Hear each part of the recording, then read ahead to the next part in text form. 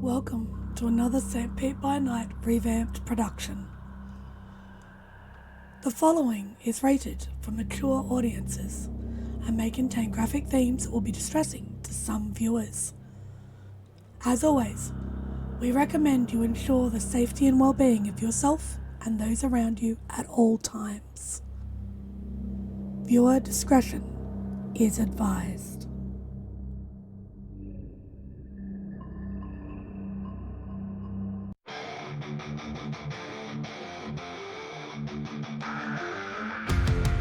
In the heart of night, we rise from shadows, howling at the moon, igniting our battles, cleansing Gaia of an endless fight, until our final days we will fight. Thanks, man, we stand united as one.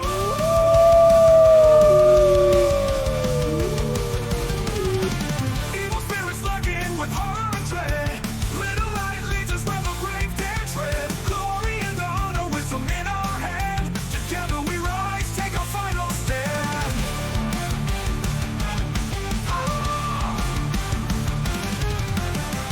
Everywhere we run, the wind is at our back. All the warring forces we will track. From the depths of the ocean to the clouds in the sky, vampires tremble as we learn to fight. Rage across Tampa, in this fight we'll stay.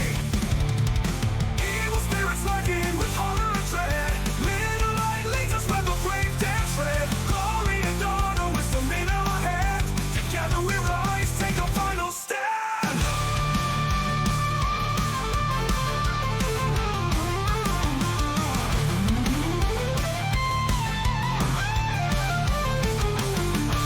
Rage across Tampa, in this fight we'll stay.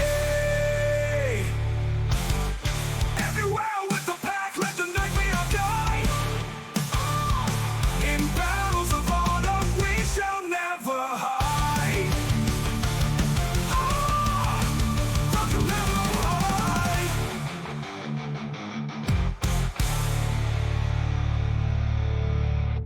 Good evening and welcome to the St. Pete by Night Entertainment Network. St. Petersburg by Night is a World of Darkness role-playing community broadcasting from St. Petersburg, Florida. My name is Kent, also known as Kent on all social media, and I will be your storyteller tonight. It's Friday night, and you know what that means. It's time for Hounds, our second Werewolf the Apocalypse 5th edition chronicle set in Tampa Bay, Florida, where a young pack of Garou have come as reinforcements to the Sept of the Evening Star to help combat the forces of the Worm and help build the new Garou nation. You can follow St. Pete by Night on all of the social media listed in the description down below, and you can join our community by following that Discord link where you could take part in one of the many activities we have running all month long. We also have a couple new tables starting soon that are looking for players, so come join our community. Now, let's introduce our players. Players, go ahead and introduce yourselves if you please. Hello everyone, my name is Jay and I'll be playing Deadbeat, Bonar Rune, and we are not the suckers letting other people leech off of us. Hi everyone, I'm Nikki, and I'll be playing Delphine Ruin Speaker, the Silent Strider Theurge. Hey everyone, my name is Ben, and I will be playing Raymond Gorn, the Ghost Council Philodox. Hello there, my name is Katie, and I will be playing Aurora Rory Woods, the Bonar Galliard. Hello, everyone. I'm Lilith, and I'll be playing Juniper Cameen, the Ragabash Black Fury. Last week, the Hellhounds were recoiling or rebounding from the news that they were being sent back to Hell, Michigan on a very, very important emissary mission to talk to their former Sept to make a deal for some iron from a very, very important mine in the Upper Peninsula. This iron is necessary because it will be the main source to combat this threat coming from Piney Point, this threat of these plants that seem to be growing and infecting the population. In exchange, the Sept wants the recipe for the cure. However, there is a great deal of tension between the old Sept and this pack. And there's a great deal of controversy between the two parties. So it seems it might be a lot more difficult than is expected. However, as the pack ties up all their loose ends and prepares for the journey, they may be taking a great deal of baggage with them.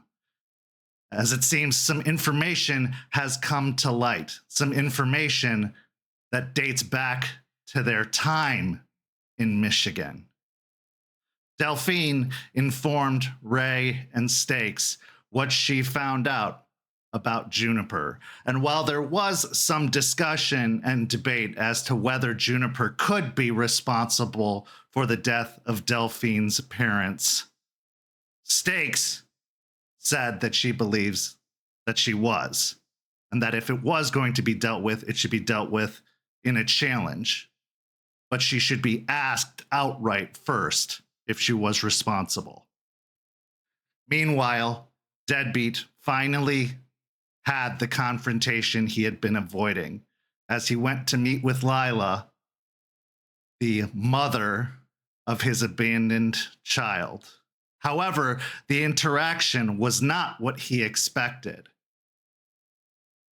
Instead of a shouting match, instead of a altercation, she forgave him. And all she wanted was for her child to meet his father. For her child's father to be a part of his life. So Deadbeat, Bradley Fletcher, was introduced to his son, Cooper. And at that moment, he, in a way, made a vow to be a part of his son's life. Now, he wasn't expected to do so financially. He wasn't expected to take on a great deal of responsibility. He was just expected to be present in some way or form. And when he looked into his son's eyes, when he saw the eyes of his brother, the eyes of himself, something inside of him broke. But maybe something inside of him also healed. Because when he apologized, when he faced his mistake and his past, that is when his shame, a shame that he's carried with him since the old Sept, a shame against his honor, finally slipped away. For the spirits had finally forgiven him as well. So now, as we start tonight's story, the pack makes its final preparations for the journey to Michigan. Let's get to our first scene. It's late in the evening as the pack is called to the Sept cairn. A final send-off from the Sept leadership before their mission to return to Hell, Michigan, to return to their old Sept. A ritual of sorts. As they arrive at the old cairn, a large bonfire is built in the center of the clearing. Several of the leadership are present, including Aspen Weiss, the Sept leader, Malicious Jester, Lucas Shaw, Eliza Ross, and Artie Garfield, as well as the warder, Charles Albrecht.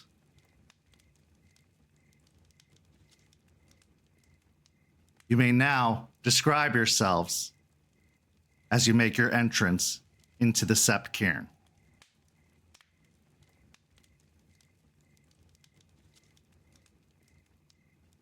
Delphine will be coming in. She's wearing some leggings, still a very chunky sweater, some sneakers, and she's got her hair brushed and tied off in a low ponytail to keep it from sticking to her face. And she's just looking a little passive right now. No real expression on her face, very neutral.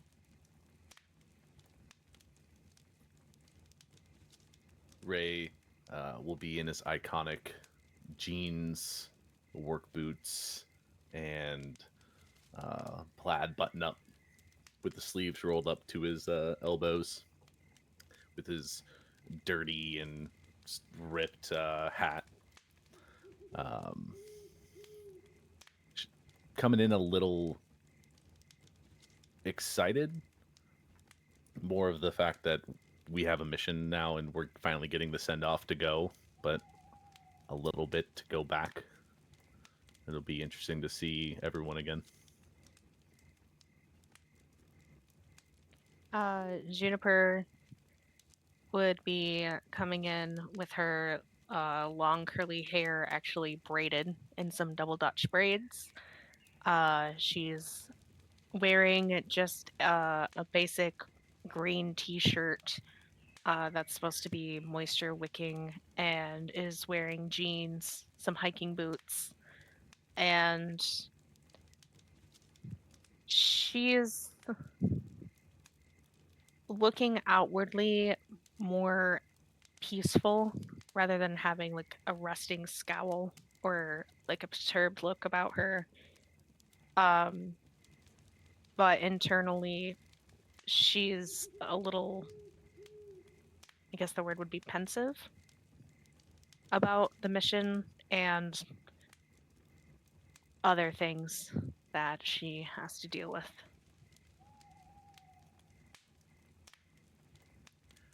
Deadbeat would be coming in wearing a shirt that says "The Man" that points up to towards his face, and one that says "The Legend" pointing down to his crotch. It has a couple of color stains on it, like ketchup stains, and from various foods he may have ate.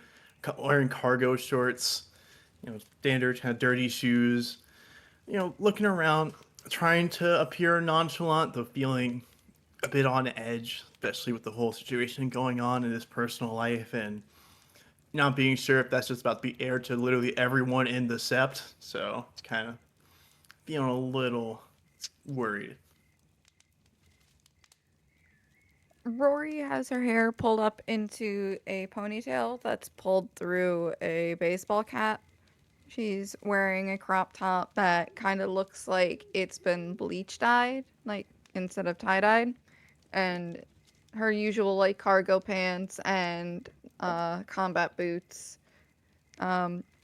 She's kind of just like constantly looking at each of her pack members, just like trying to get reads on all of them, showing like a bit of concern based on previous events, but also not trying to show over concern as she makes her way into the cairn.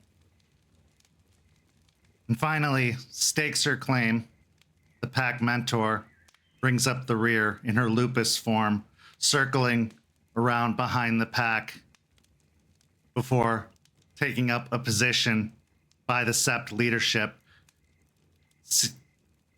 taking a seat, her eyes focused and narrowed on all of the pack members, taking them all in before looking to the leadership and letting out a small bark, acknowledging their presence.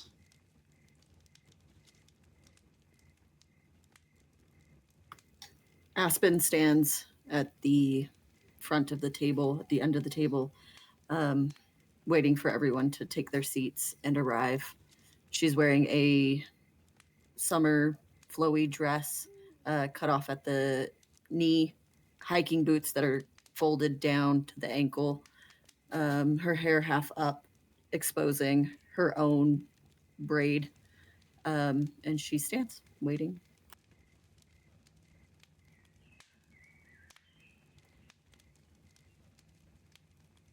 As everyone finds their seats and settles in, Eliza moves around the edge of the table, positioning torches and lighting them one by one, creating a circle. She also sticks incense into the base of each of the torches, lighting them, creating a scent and odor that is earthy but pleasant, taking out any of the toxins within the air, taking out any of the damp, wet, kind of humidity within the air. She then looks to Aspen, giving a pleasant smile and a nod before returning to the chair of the Rite Master. Aspen smiles and looks to the group. I appreciate you all coming, and I appreciate even more, speaking for all of your elders, you taking on this mission. It won't be easy, but the help you give us is more than appreciated. We do, however, have business to attend to before we can set you all off to leave. She looks over to Deadbeat.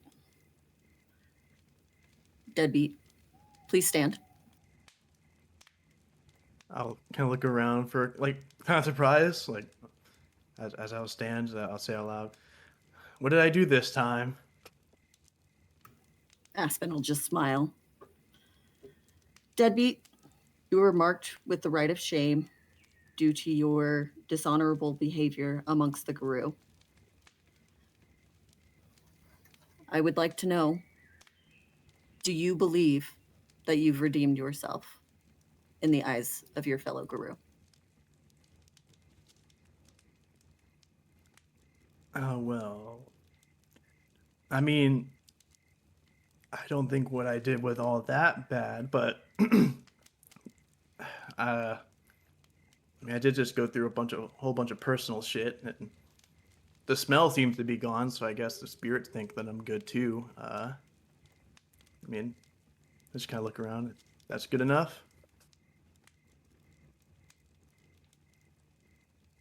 And what have you learned in your path of redemption?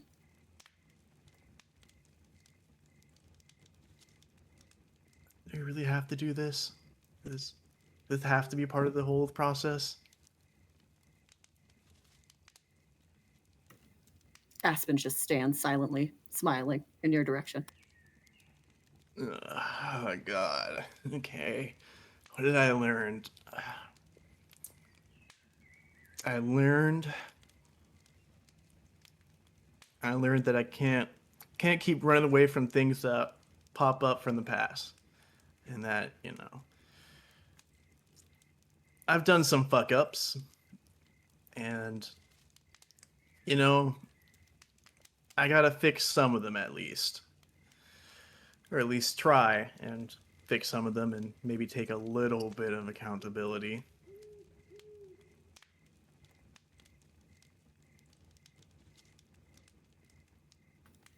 Aspen will nod and look over to Ray. And to your peers, Ray and the rest of your pack, do you believe that Deadbeat has redeemed himself and gained his honor? I will stand up and address everyone. From the time that we arrived till now, I have seen Deadbeat make great strides to better himself. And he has made progress, and he has improved. I think that, at least in my eyes, Deadbeat has redeemed himself to some extent. I believe that. Good. And the rest of you, looking to the rest of the pack. I mean, he's been less of a dick. So he's got that going for him.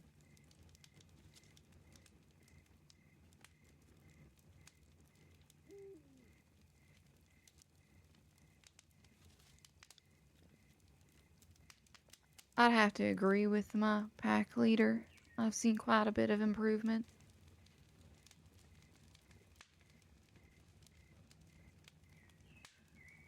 He's not the person he was when he got here.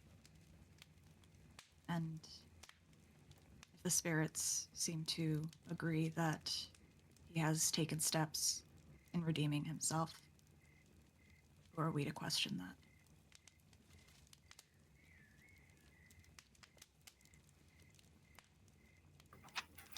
Aspen will turn and focus herself on Stakes and look to Lucas and Jester. Do you all believe that he's been redeemed? And please feel free to ask any questions that may sway your decision.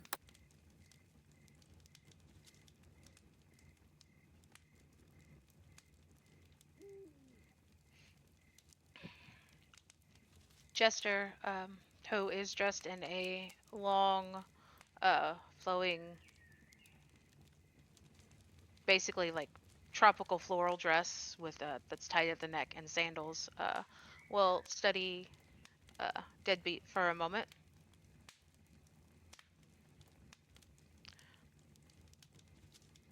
What we do in our personal lives reflects the most on who we are as people. So, if you have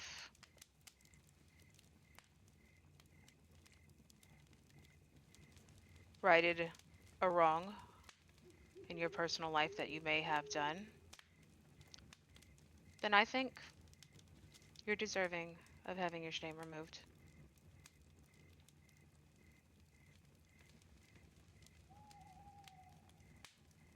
Silently kind of nod to that, not trying to push my luck by saying anything.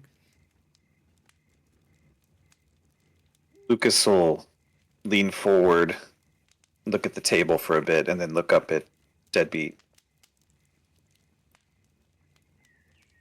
If your shame is removed, what reason do you still have to be a part of this pack or Sept anymore?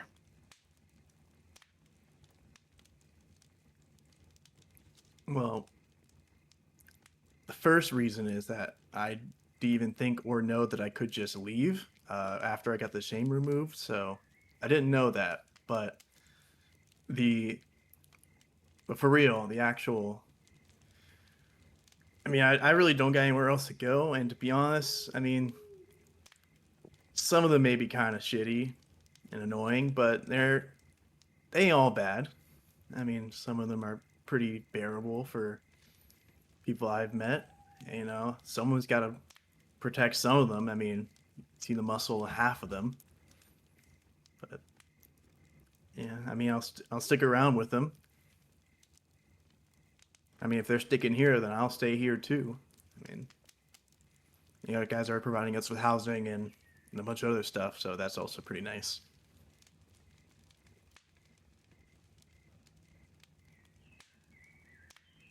At this point, Stakes shifts out of her lupus form, taking her Hamid form, shaking out. She stretches and finally sits upright at her seat at the table. She gives a deadpan stare towards Deadbeat before looking over to Aspen and the other elders. I was the first one to find Bradley. I was the first one to give him his name of Deadbeat, because when I found him, that was what he was.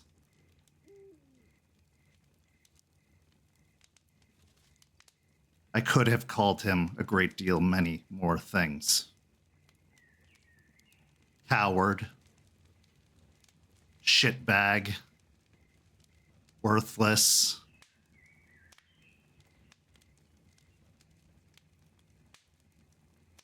But instead, he's proven himself to be none of those things. He's proven himself to be better than all of that. The last thing that was hanging over his head was being a deadbeat.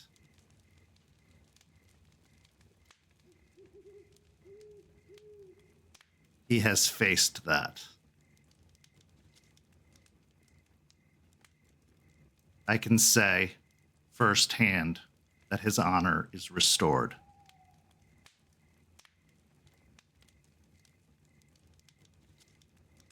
Whether he keeps it or not is up to him. Shame can be removed. She looks back towards Bradley, but it can always come back again.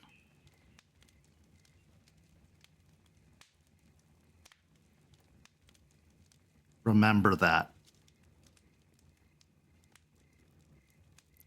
I promise I won't go kicking around any more houses, or at least any of our houses. But I appreciate that, Stakes. As far as I'm concerned, you're no longer a deadbeat.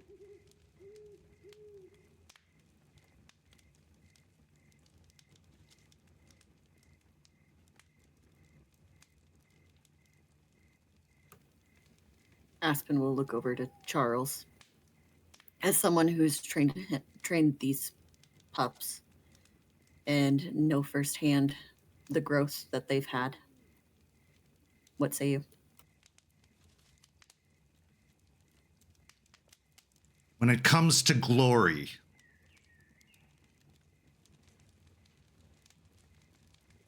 it is undeniable. But I had always questioned his honor until one night. When faced with a very, very terrifying threat, a threat most others would have run from, he chose to stand by my side and face it head on.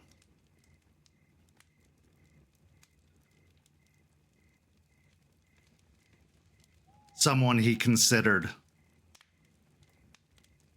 at times an enemy, at times a bully, at times a threat, at times competition. And now, I believe he considers me something to aspire to. And perhaps even a mentor. That is a long way to come from when he first got here. He still has a very, very long way to go. But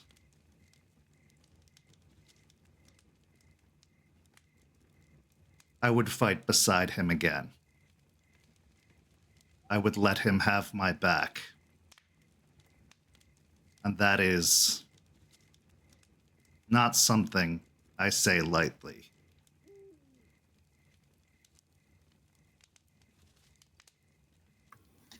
Aspen will nod to Charles. Deadbeat seems your fellow guru believe in your redemption. And that leaves us with, and she'll look over to Eliza.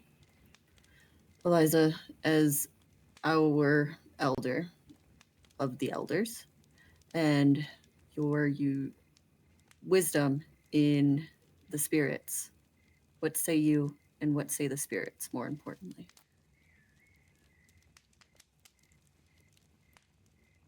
Many have come before me that have bared the Rite of Shame. Whether it be shame against their wisdom, shame against their glory, or in this case, shame against their honor. Now this one, Bradley, no longer bears the stench of shame. And in that, the spirits seem to have forgiven him. However, there's only one who can truly say for sure. So, let's ask him, shall we? And with that, she closes her eyes and takes a deep breath in.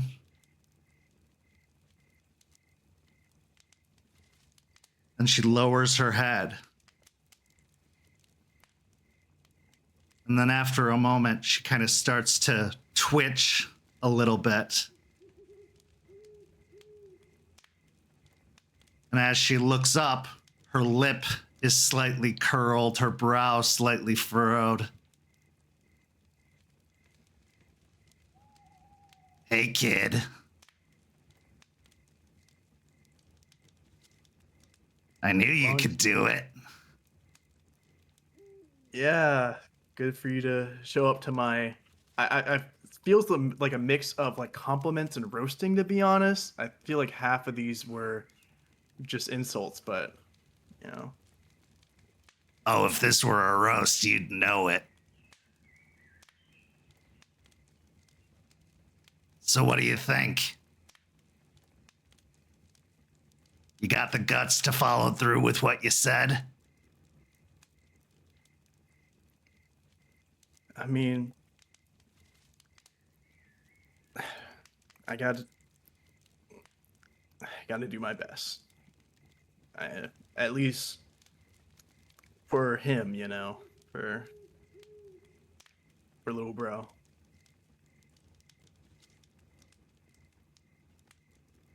Eliza, or Rat inside of Eliza, leans forward, staring very intently at you. You gotta do better than that. But as far as I'm concerned, we're good. With that, her eyes close and her head drops, and she takes a deep inhale in. Well, you heard him. Spirits are appeased.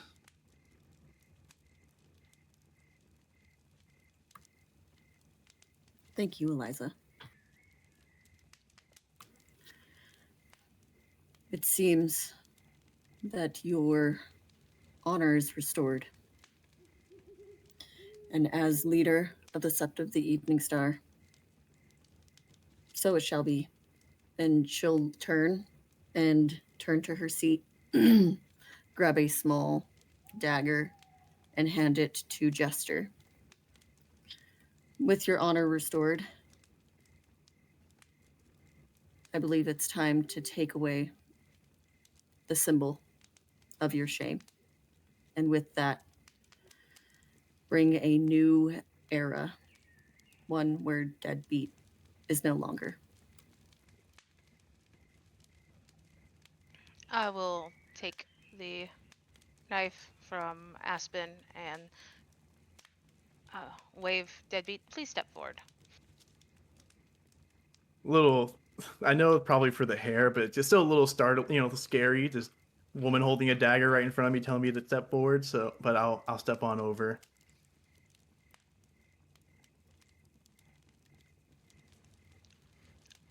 I'll hold the braid in one hand, and as I'm cutting it, yes, dead meat no longer suits you. As tale singer of the Sept of the Evening Star, I name you forged from failure, for you have become strong in learning from your past mistakes.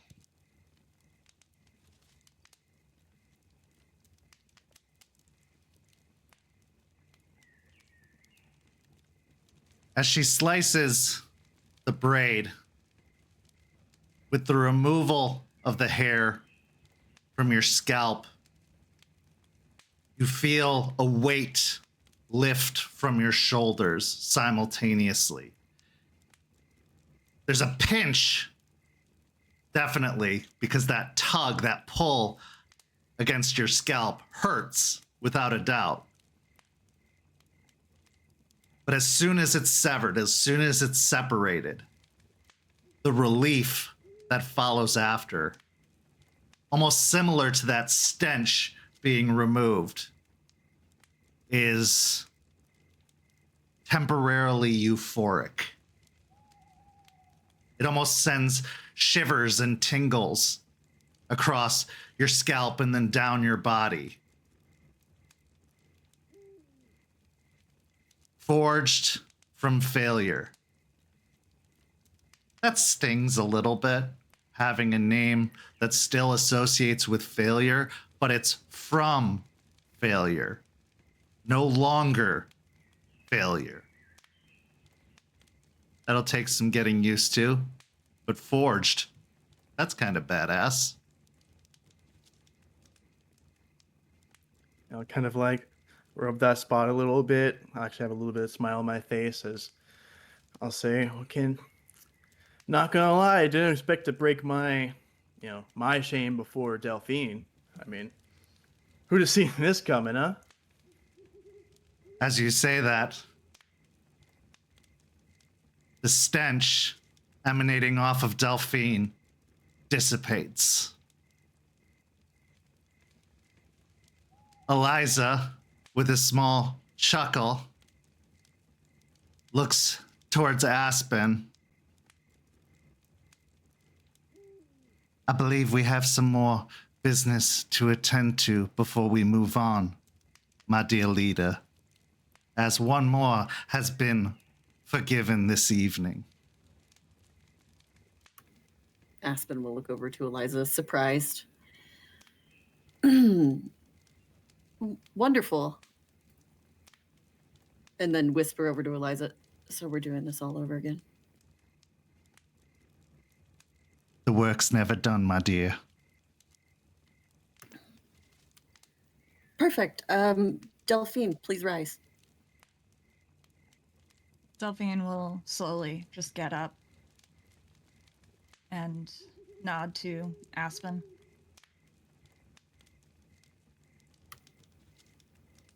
Do you believe that you've been redeemed?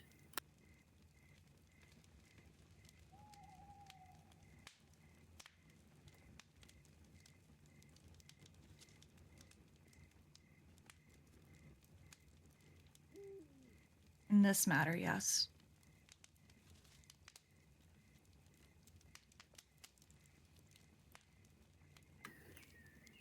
And your pack looks over to Ray.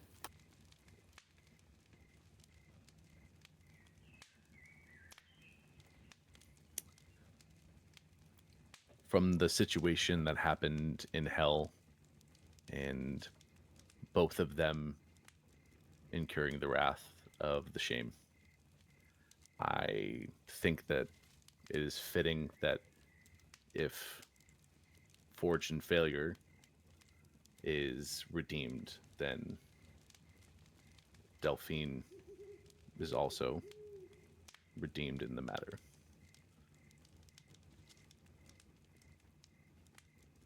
Wait, hold on. I have questions. Hold on. So you're telling me that I got redeemed and Delphine gets to like coast on my redemption? Like, hold on. I'm confused here. What did you do? I had to like go through a whole like personal mission life thing.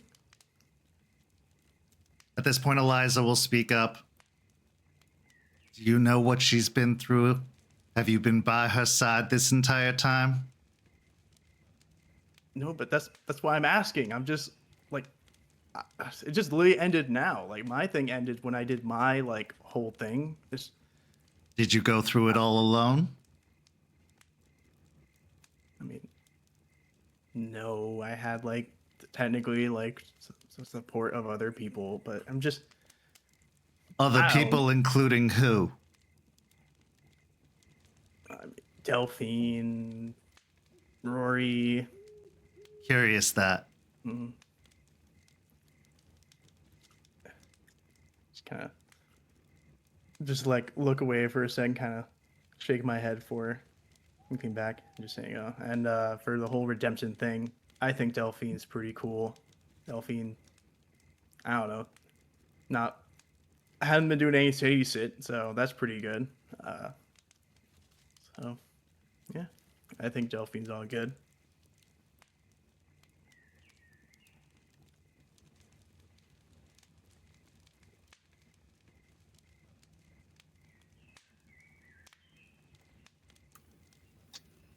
And the rest agree.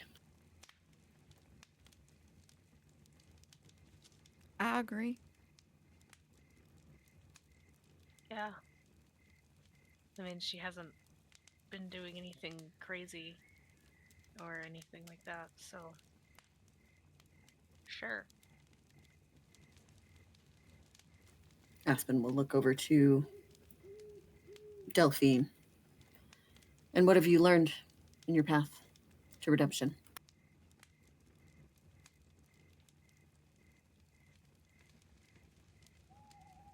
I learned that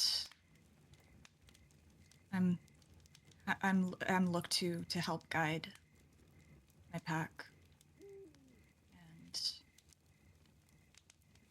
if I don't do my job well, I could guide them to poor decisions, like I did with Deadbeat. So I learned that I have to help them and to support them. And what say our elders?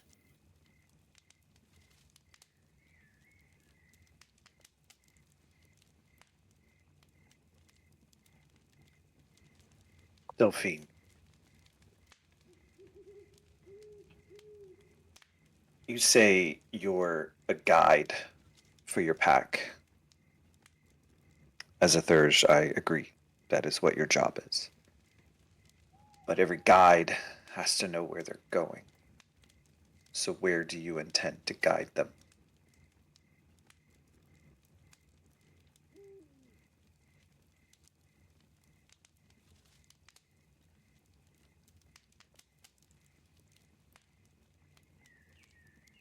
Wherever Gaia leads us.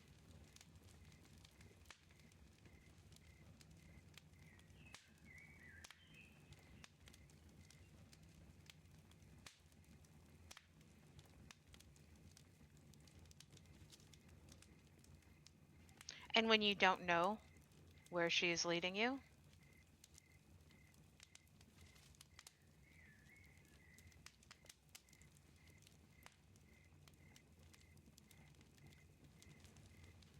She thinks for a moment.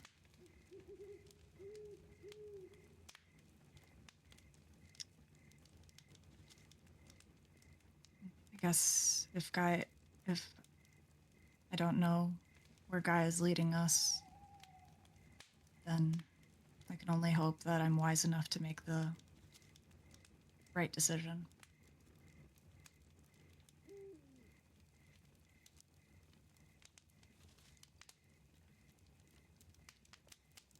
Stakes looks over towards Delphine.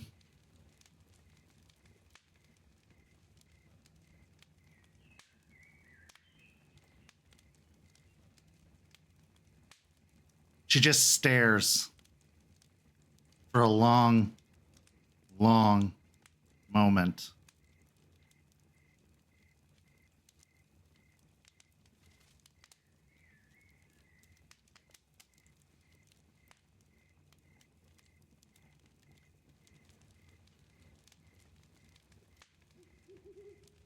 Doing the honorable thing doesn't always mean doing the easy thing.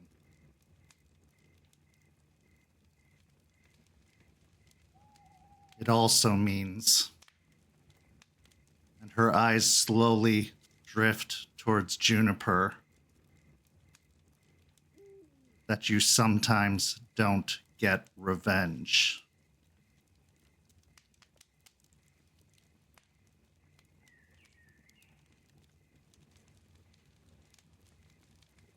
Then she looks back towards Delphine. And you have to be okay with that. But you have to face it head on. Skulking behind the scenes, manipulating, is the wrong way to go.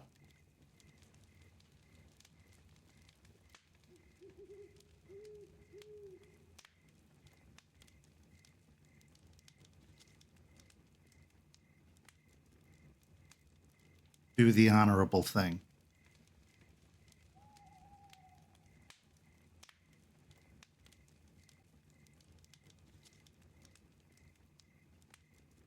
She sits back down.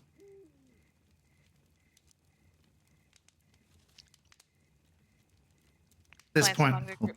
go ahead. Oh, scan the group. My eyes lingering on Juniper and then focusing on Delphine. Delphine has, from very early on, put in effort to becoming a part of the Sept, and I feel that and the wisdom she has gained and the support she has provided to her pack does remove her shame.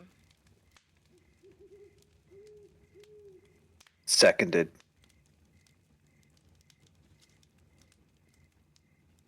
Artie stands up. I concur.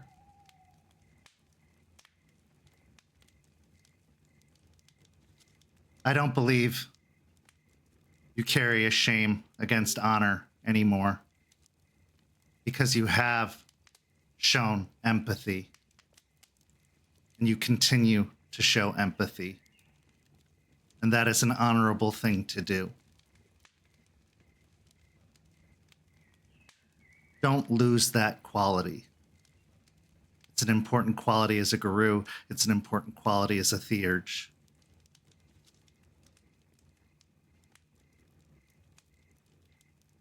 Everybody hurts. But together, we can all heal.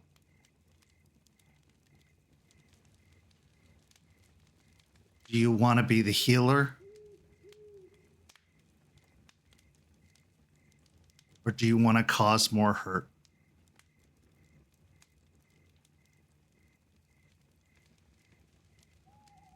I think in your heart, you want to help fix the world, not burn it all down. And I think you're on the right path to that.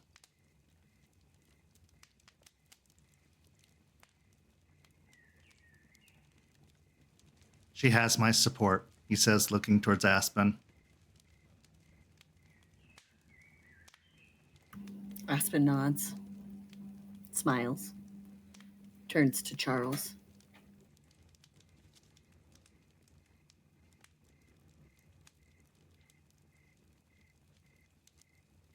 Delphine.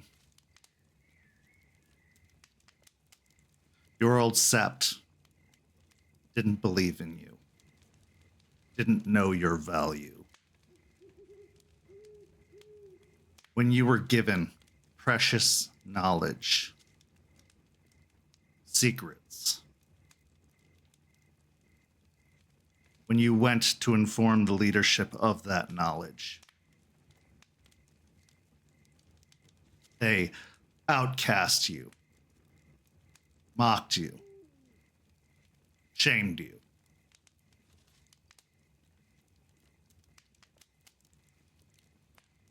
When given similar knowledge, you used it to help your fellow guru.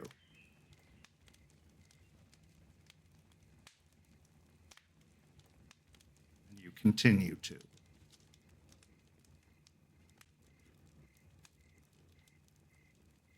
I decided to test you, to see if you would use what I told you to harm your fellow guru. You did not. Instead, you've done nothing but try to make them better. To try to lead them forward. To try to bring them into the fold. And I believe in small steps, you have been succeeding. But I believe challenges still remain. And I believe your greatest test stands in front of you in the days to come.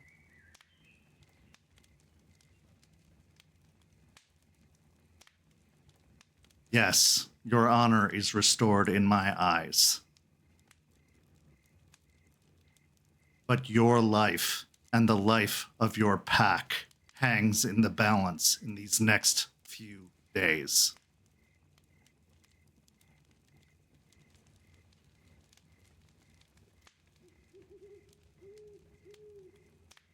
It's up to you, as much as it is up to the others, to accomplish the mission ahead of you, and to not let your personal vendettas, your shame from the past, to cause you to fail.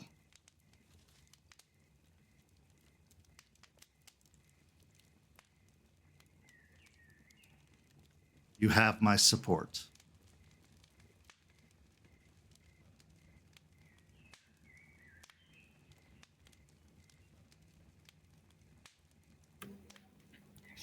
And lastly, Eliza, what say you and the spirits?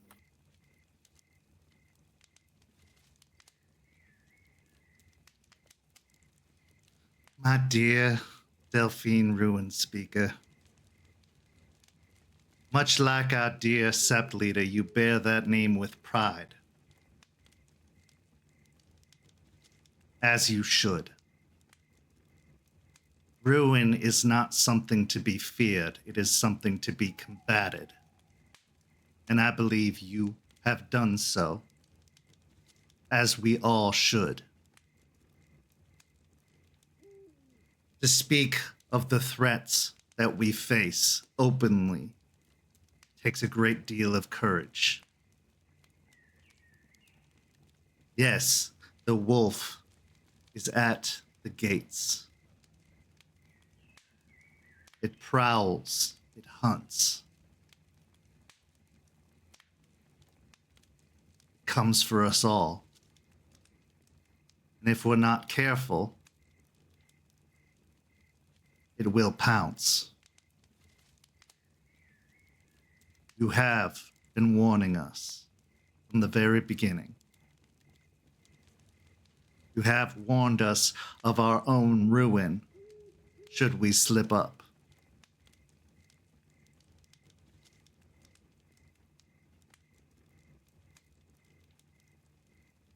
You know your greatest challenge that you need to overcome. It's not about honor. It's not about glory.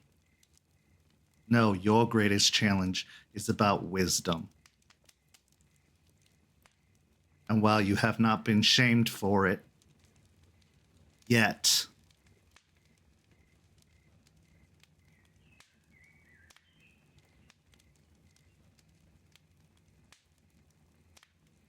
be aware that it could be on the horizon if it becomes much more of a problem to you. But in my eyes, and in the eyes of the spirits, your honor is restored. For the weight that drags us down, if aided properly, can be the buoy that brings us back to the surface. And as a theurge, you have done so. However, just as before, there's only one who can tell us for certain. She closes her eyes and lowers her head again. And after a moment, instead of twitching, she shakes. And as she raises her head slowly, her eyes open very wide, and her head turns from one side to the other in a very slow motion before focusing on Delphine.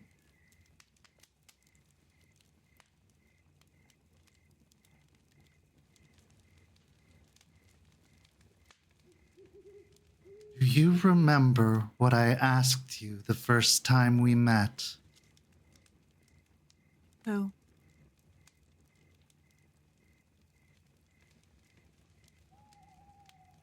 Who am I? Well, The answer is the same. Delphine Ruin Speaker. Silent Strider. The Urge.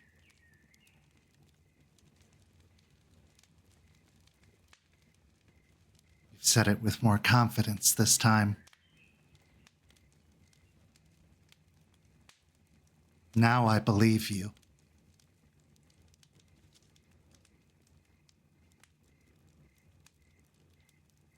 And with that, she shakes again, her eyes closing. And Eliza looks over towards Aspen. The spirits agree. Then Delphine. The Guru and the spirits believe you to be redeemed and your honor restored. We'll look over to Jester.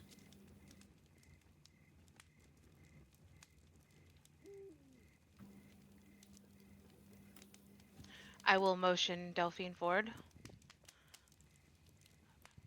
Delphine will walk forward and take her hair out of the ponytail.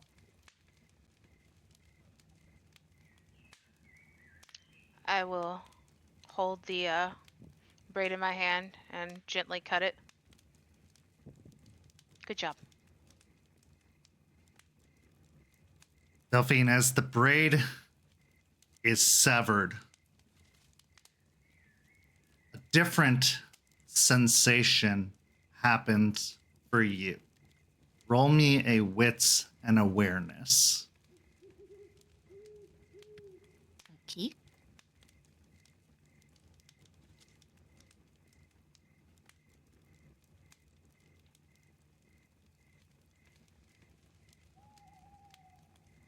Four successes. Off in the very, very distant woods, you hear a pained yelp from a wolf.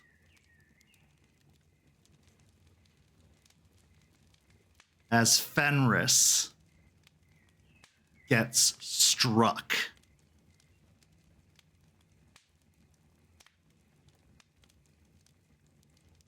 My head snaps towards where I heard it, and then I look over to Eliza. Eliza smiles. He's too close for comfort. He's outside the border. You just heard it clearly because you needed to.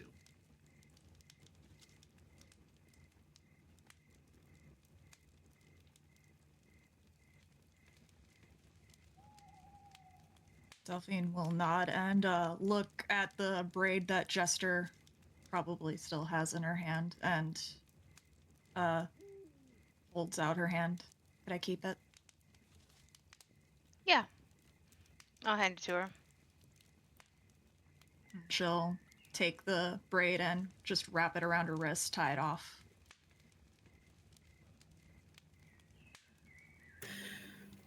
Well, good. It seems officially you are no longer shamed. Now, all of the formal hullabaloo is out of the way. Now we can speak about the mission.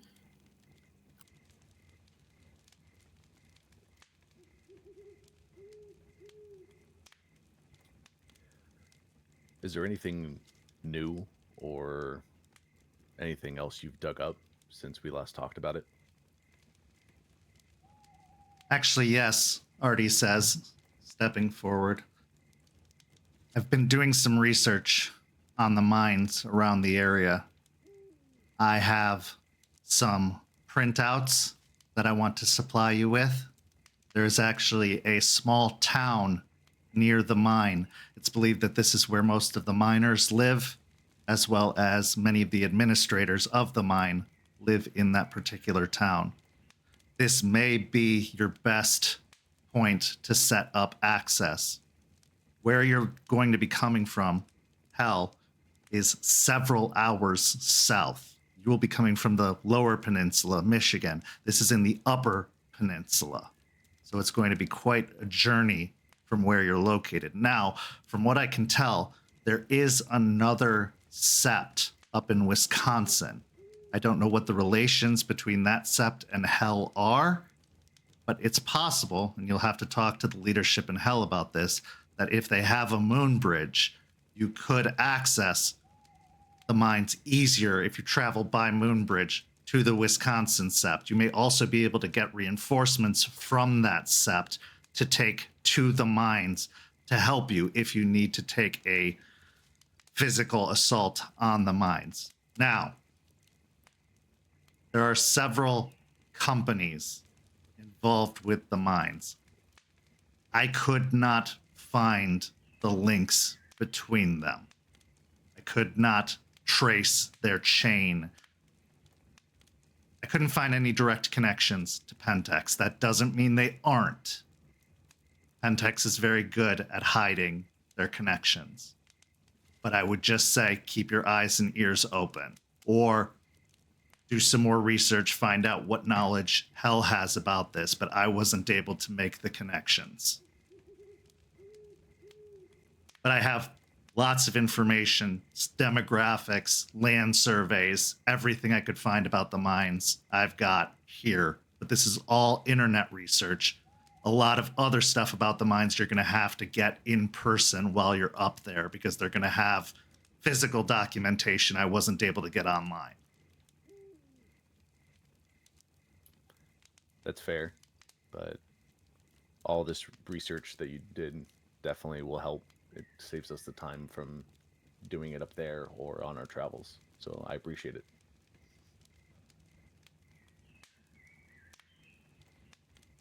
Will you guys pay for our housing?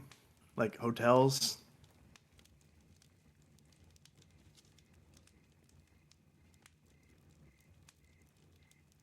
I think if Hell doesn't accommodate you, I'm sure we can set something up.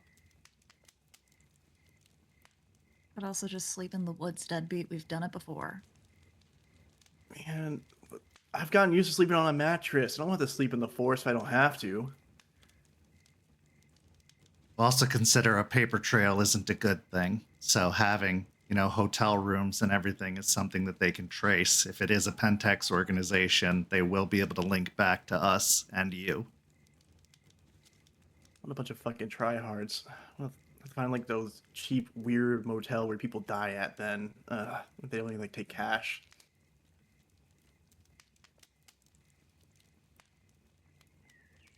I'll just sleep in the truck or my car.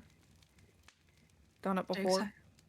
Stakes has a lot of dens out there too, so I doubt any other wolves have moved into them.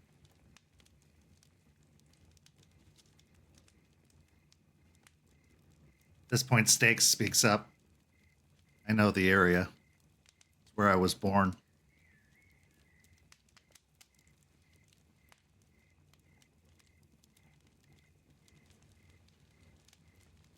Do you like remember it well? I mean, how long ago was that actually? With that? She holds up 6 fingers. This many years ago. Oh. Was it like? Do you remember it well? Like, was it like scary or hostile, whatever? I wasn't exactly in the mines, but I was in the woods nearby, the preserve nearby. I know it fairly well. Still, if there's been activity, geological stuff going on the past 6 years continuously, some of that might have changed.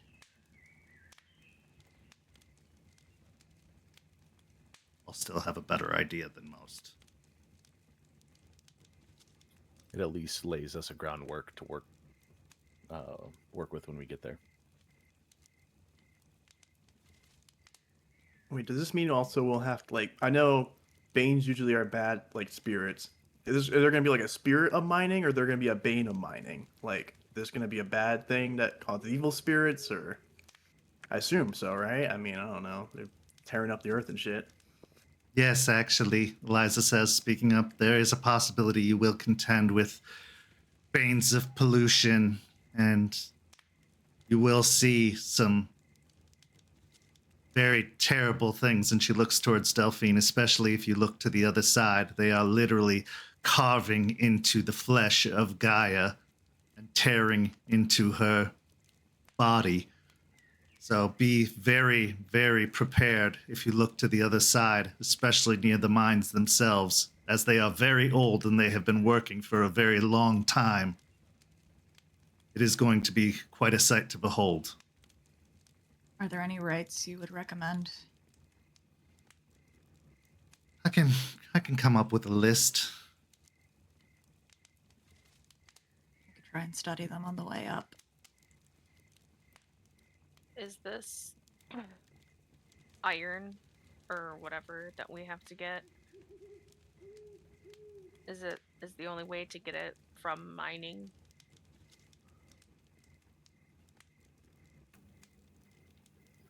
Aspen will clear her throat.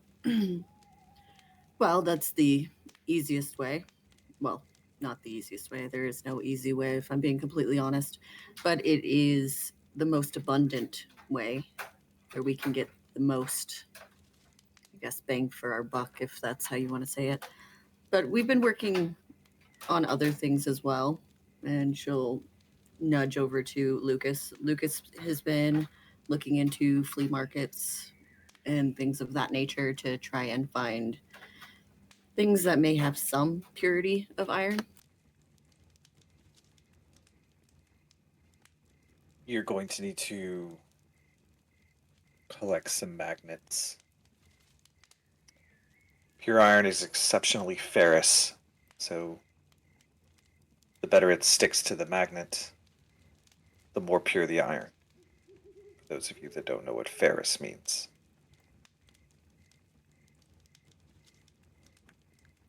So, wait, if we're gonna be mining, so mining makes evil Bane spirits, and it's a bad thing. So we're gonna mine up iron.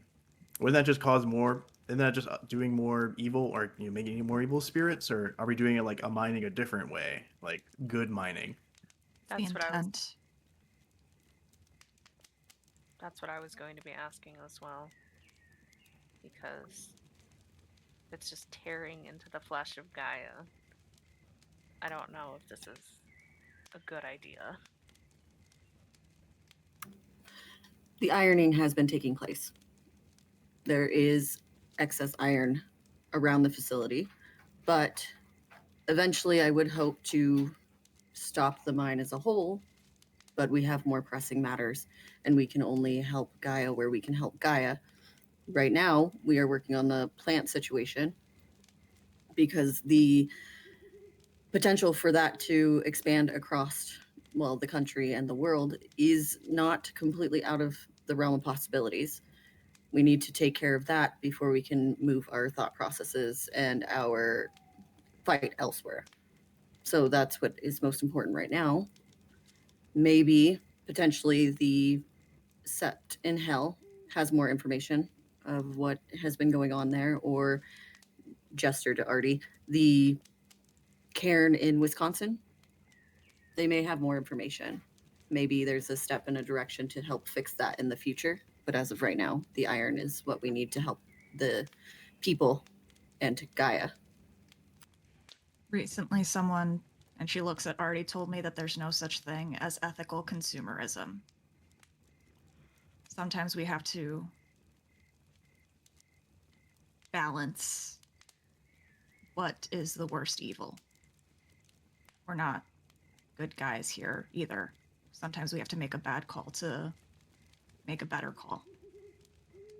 So it's already being ripped out of her flesh. Might as well use it for a good cause. Is that what I'm hearing? Be Kind of, yeah. careful. Be careful where you stand in your polyblend fabrics, Juniper. I'll glance at Lucas and then. There are no good options that we have. I'm going to be honest, this is the best one. Even trying to source through antiquing, we're not getting enough. Look, I know you guys don't like lectures, so consider this an appeal or a request. A lot of people, animals, are getting infected, and it's increasing. And we've been able to save one person with what we've come up with the amount of iron we had. It will just continue to grow, and there's no recovery from this unless something is directly done. I know several of you have conflicts and emotional grievances with the pack in Michigan. I'm just asking that you really think and consider like what this is for.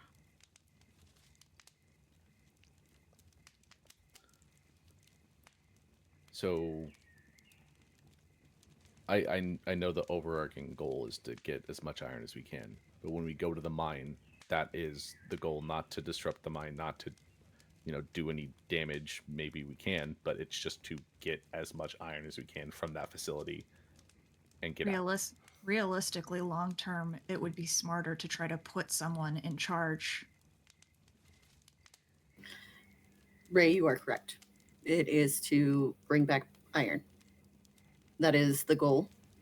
We don't know enough information about what is happening in the mines to accurately make a difference where we're not harming innocents, to just blindly go and attack or try to infiltrate an area thinking that it's what's best without having all of the information. Innocent people get hurt more often than not. In an ideal scenario, Artie says, you're able to get a good stockpile of mine that has already been, or iron that has already been mined, so that you don't have to do any damage yourselves. It's already been done. You're just taking what's already been pulled up, and you bring it back with you. That's the ideal scenario. Further beyond that, Delphine is correct. If you can have somebody there who is continuously able to access what is already being pulled up so that we can continue to have a trade agreement, because we don't know how much iron we're going to need. And if the infection has already spread to Michigan, they're going to want iron as well. So, assuming that you are able to find any iron up there, Michigan is probably going to want to keep some of the iron you do find. So you're not going to be able to take all of it back with you. They're going to want to keep a portion of it for their efforts. So in the ideal scenario, you're able to get some control over the mine. You're able to get a good stockpile of the iron to bring back with you.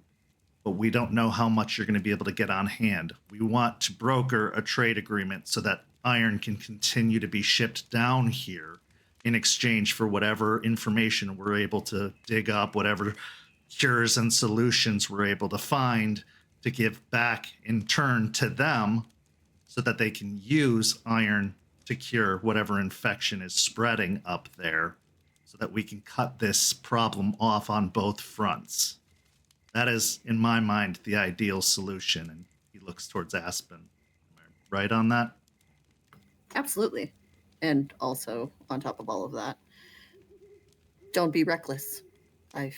Doing anything to agitate people at the mines would be reckless in this scenario and cause more problems than solutions. So use our words potentially before our claws and teeth.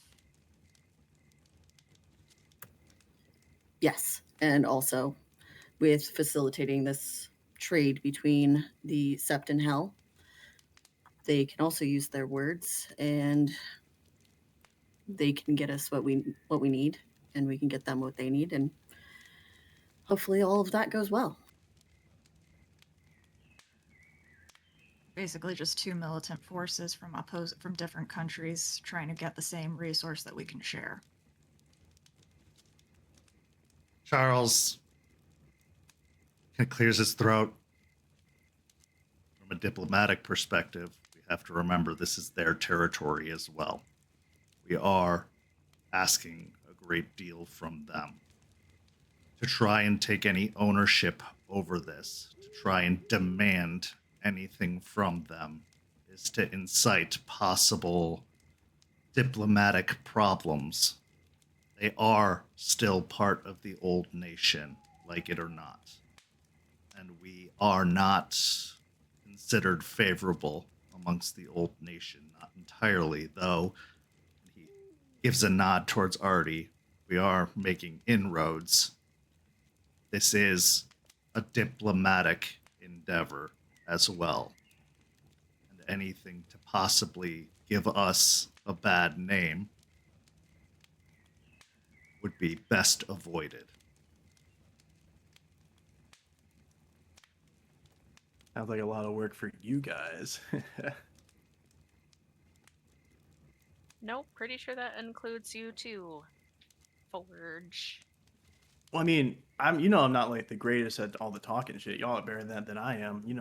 That's why I'm rude. I'm the fighter, so not a lot of fighting. Actions speak louder than words, Forge. Hey, Artie. Do you have the stock options for that company that owns the mines?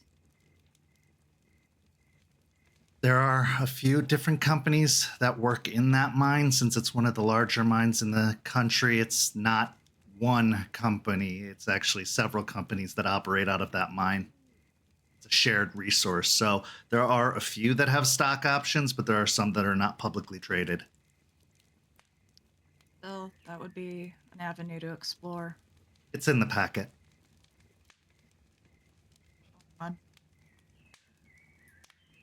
This might be a reach, but in any of your research, were you able to identify any parts of the mine that have been abandoned or have been left to pursue other more rich veins that we can try to focus on first?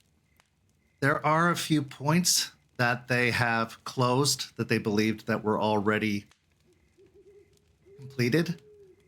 So there are a few access points that I have marked out on the map that could be places that you could enter from. Although the best course of action would be to dig a tunnel of your own, since they have a primary access point.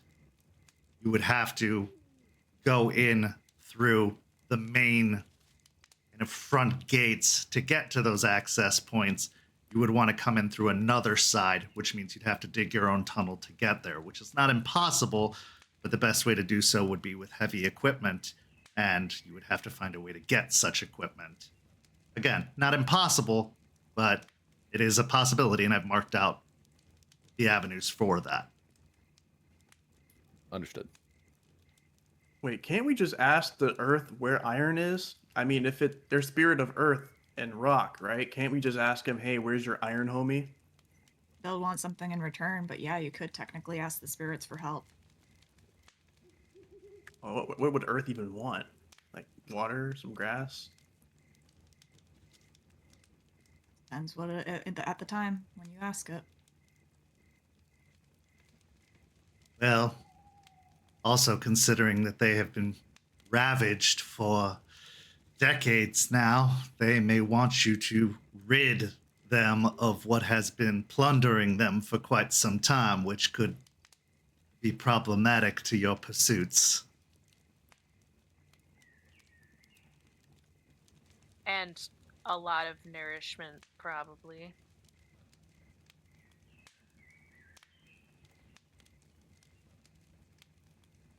Don't forget, not all spirits are necessarily on board with what we're planning and what we're trying to do. Yes, they are part of Gaia, but they also have their own motivations and their own desires.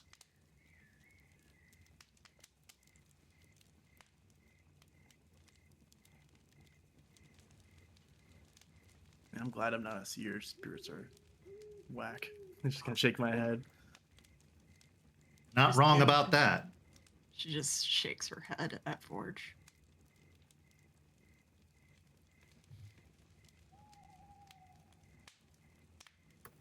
Also, as I said before, we'll be available if you need us at any point during this trip, this liaison trip.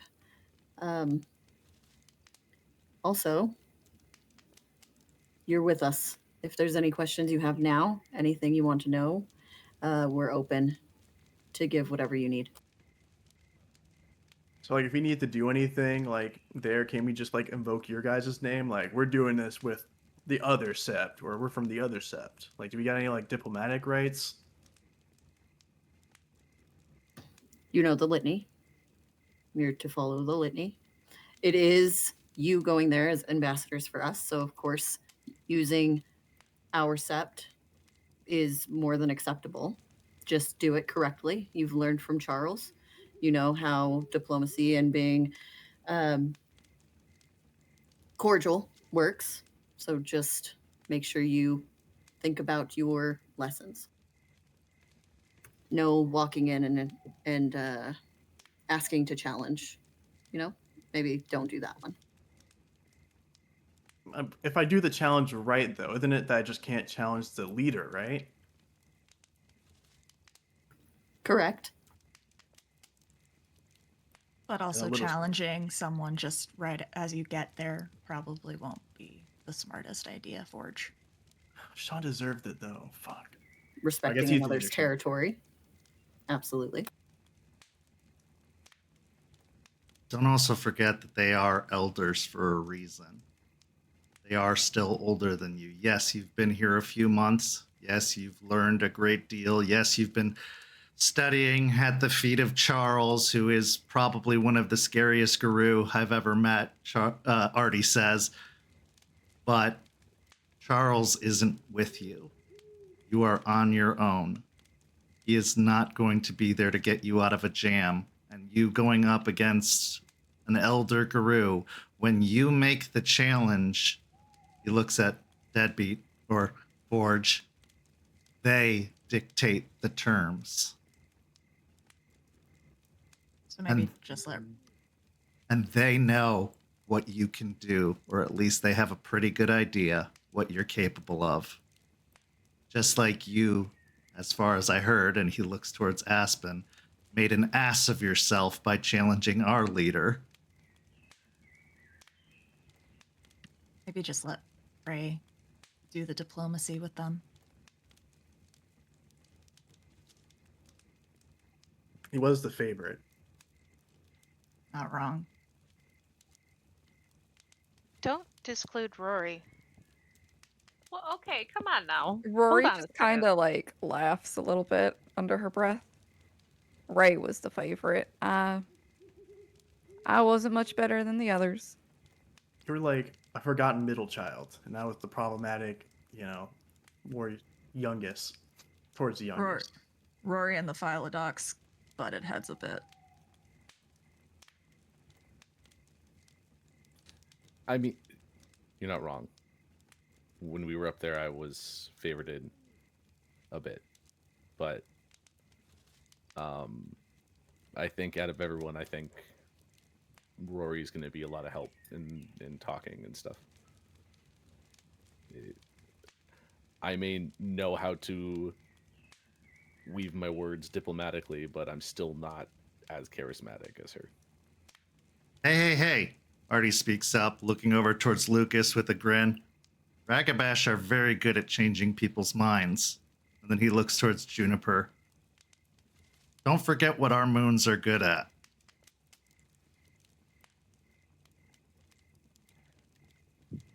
I just kind of shrug and look over at my pack. I mean, sometimes I've got good point. I mean, that was mainly with Stakes, though. The Stakes is with us now. I mean, you guys are like, hip to hip, inseparable, which I haven't really seen you guys together often lately. I mean, it's kind of weird. I just glare. What did I do this time? Just Touched a nerve. The point that you make, depending on the situation, the time, may not be the correct point, you still open up a conversation or a glimpse into another path, or a different conversation opens up. It may not be right at the time, but you lead that way. You've done it many times with us. So if you ask a question or bring up a topic or interject at the correct time, it could and will help us. Yeah. Except when people aren't ready to look an elephant in the face. And I'll look over at Delphine. Stakes stares at her nails as she's kind of picking at her nails. Best thing you can do is throw them off balance by showing them that you've changed. When you get up there, they're going to expect the same assholes that left. They're going to expect Delphine to be shouting about Fenris, acting all crazy. They're going to expect Deadbeat to try and steal shit and make an ass of himself. They're going to expect Ray to be a kiss ass. They're going to expect Juniper to be a morose little pup. And they're going to expect Rory to be a wallflower who picks pockets. If you're not that, you've grown a pair, you have confidence and discipline, and you act like you're happy to be there, they won't know what to do. So maybe, just maybe, prove them wrong. Or prove them right and give them the upper hand. You can come back here with your tail between your legs and nothing to show for it. Well, definitely not letting that happen. Look, I'll let a lot of things slide, but I won't let them win over us. So you at least can know we'll come back with something for damn sure. Just, how it might happen, a little wobbly sometimes. Hey, good energy, keep that mentality.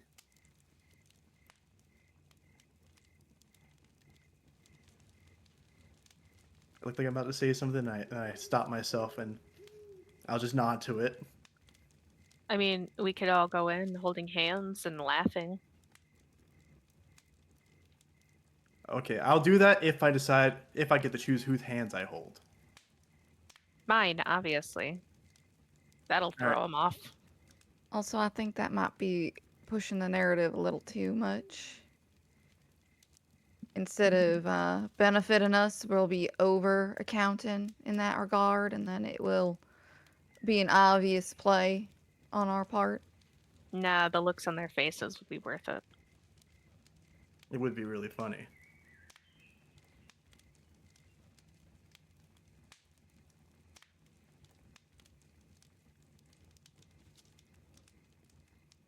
So, essentially, if I'm getting this right, it's not a go up there, beat ass mission to clear the mines. We're going up there to talk things out with the Sept there, and then the Sept up north of the mines. Then we got to figure out who owns it and, get the iron without murdering everyone and making everything go to hell or pissing off the other Sept, then bringing it back down. Or at least potentially leaving someone there to give us more iron. Going up to help.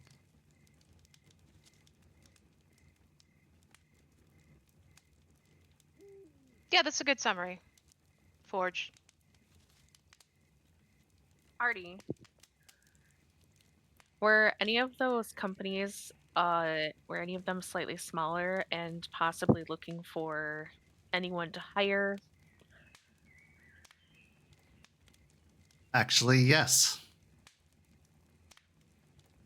There are a couple of job listings. They're mostly entry-level positions, but yes, they don't pay well.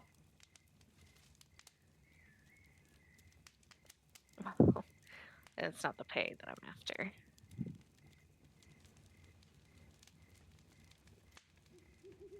Again, it's in the packet.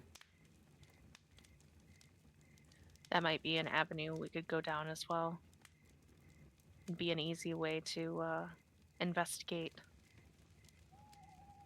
Yeah, you guys got that. There's a slight problem I can see with, because it was mentioned earlier, leaving a paper trail.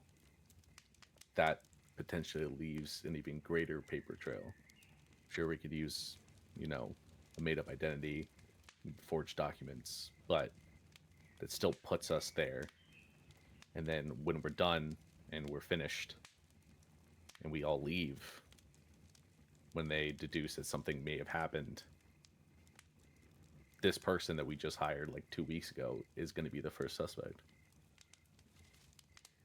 Delphine's thumbing through the packet. She'll just pipe up. We have a lot of options here, but we shouldn't get too ahead of ourselves and see what they'll want to do up north, because ultimately they're the ones that are going to want to be in control of this.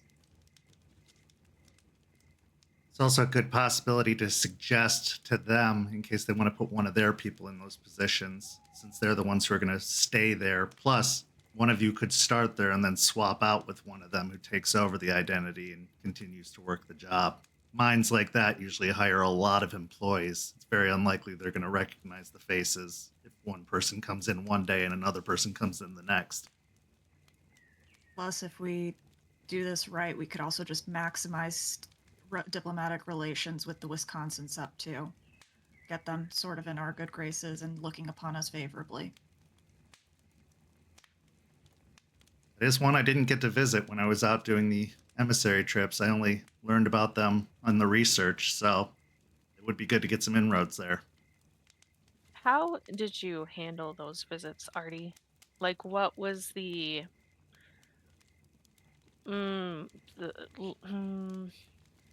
like the Procedure? breakdown? Yeah, the procedure. Well, I show up, I introduce myself, I, offer my services while I'm in town. Usually I ask to meet with leadership, ask to set up relations, see what they're in need of and what we can do, what services we can provide, ask what problems they're dealing with in their area, because everyone's got problems. Everyone's dealing with some sort of issue. And then I offer my skills. What am I good at? What are they lacking in? Now, I did have a particular set of skills that a lot of these septs were in need of, but everybody needs something, even if it's just as simple as tooth and claw. You can't ever have an excess of manpower when it comes to operations, but they all need something. A good theurge, a sneaky ragabash, a great galliard. They want to hear our stories, so telling stories around the fire. They want to know what's going on. News from across the country is helpful. while we do have a great deal of technology, you got to understand the silver record's not exactly on the internet. A lot of our stories are still passed on orally. So go in, be polite, but be confident. You are still Guru. You still have pride. You do still represent something. And they'll give you respect if you are deserving of respect, if you kind of command respect, but don't demand respect. Does that make sense? Yes. Don't go in with your tail between your legs, because that's showing that you are submissive. They can pick up on that from a mile away. You have earned your place. You have a great deal of renown. You can speak of your deeds. You can speak of the things you've accomplished. But you also have to recognize the things they've accomplished. Listen to their stories. Hear of the deeds they've done. And acknowledge those things. Learn of what they're going through. Learn of their struggles. Offer aid when you can. Tell them of our struggles and be transparent. Be honest. Share information. You can try to hide your cards, but good Guru can sniff them out. Don't forget, we're all on the same team. Yes, the nation has started to fall apart, but we're all fighting for Gaia. Our intentions are all the same, even if our motivations are different.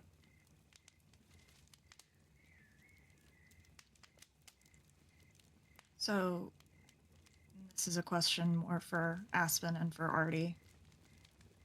If we can potentially get Moonbridge connection to either one of these Septs, should we try to strive for it? Absolutely. Yes, 100%. In fact, I will provide stones from our cairn to you. If they have Moonbridge capabilities, they should be able to know what to do with them. They won't be able to be activated until we get a stone in turn from their cairn. So even if they steal the stone, even if you lose the stone, it won't matter. Nothing can be done with it. So don't worry. I mean, obviously don't lose them. We only have so many, and it takes a great deal of work on my part to make them. But I'll give you some to take with you.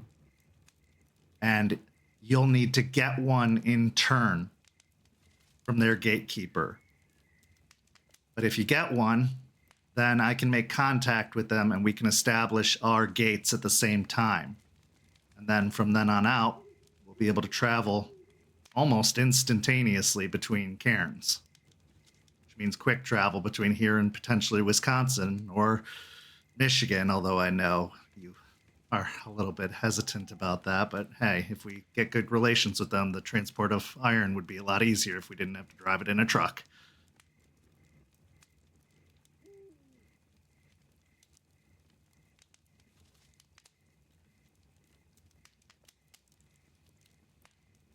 Seems like we've got a plan then.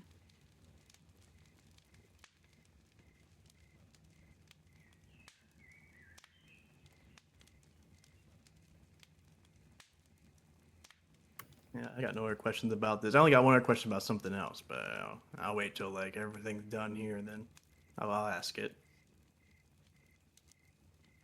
You can ask your question. All right, Delphine, what did you do actually to clear your shame? Now, real talk, real talk. I'll tell you mine if you tell me yours. I said it. I guided. Eliza pretty much told you what I did. Wait, hold on. So yours. Wait, so yours, you're telling me your redemption thingy, because you said you knew it already. Was to help you.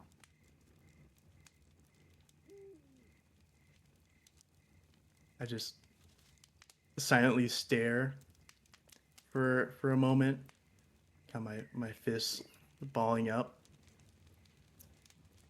and then I'll just kind of let out a small laugh. Yeah,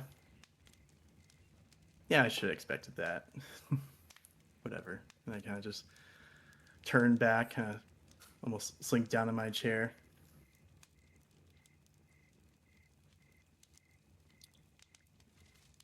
Right. Um. So, uh, if we fail for whatever reason here, is everything just absolutely fucked? Is there no backup plan? No nothing? We have options. We have the mine in Michigan. We have looking more into antiquing and things of that nature. We've got potential deals with others. There's other things we can do. Absolutely. There's other ways of getting it. It just, this one is one that I think has a good chance of coming back with something. I'm also researching rites that could potentially be helpful. Currently, I have a rite that could help purge the infection from Guru. It's too strenuous for any humans to undergo, but I believe that it could help any Guru that are infected. Now, working on one that could be capable to cure humans will be a little bit more difficult, but I haven't stopped researching. If I could get a copy of those notes, maybe a Theurge, even in the Wisconsin Sept and the Hell Sept, could look them over and give some insight or Well, certainly. second opinions. Also, Lucas, with your affinity for making things kind of disappear, do you have any advice as to how they can stop that paper trail and make sure that they're not potentially harming themselves or bringing something back to us? Lucas will look at each one of them.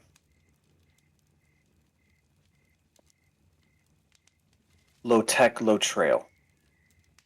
These are great ideas you guys have tossed out. I'm going to give merit where merit's due. They are. Getting people on the inside, the stock option and buying out. It's not a terrible idea, but there's a reason why people like us were born the way we were. You have the spirits on your side. You can turn into wolves. You have gifts. And more importantly, you have each other. That is one of the most dangerous formulas on this planet.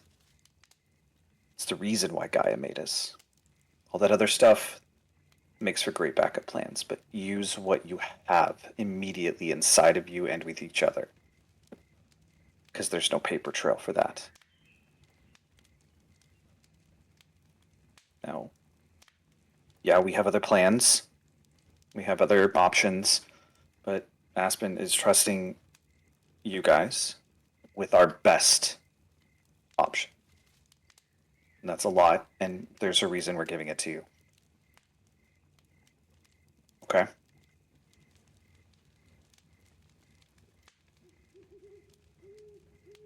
Sure. Okay. Rory will just kind of sit there looking at the elders and before leaning back in her chair and just nodding quietly. I'll nod as well.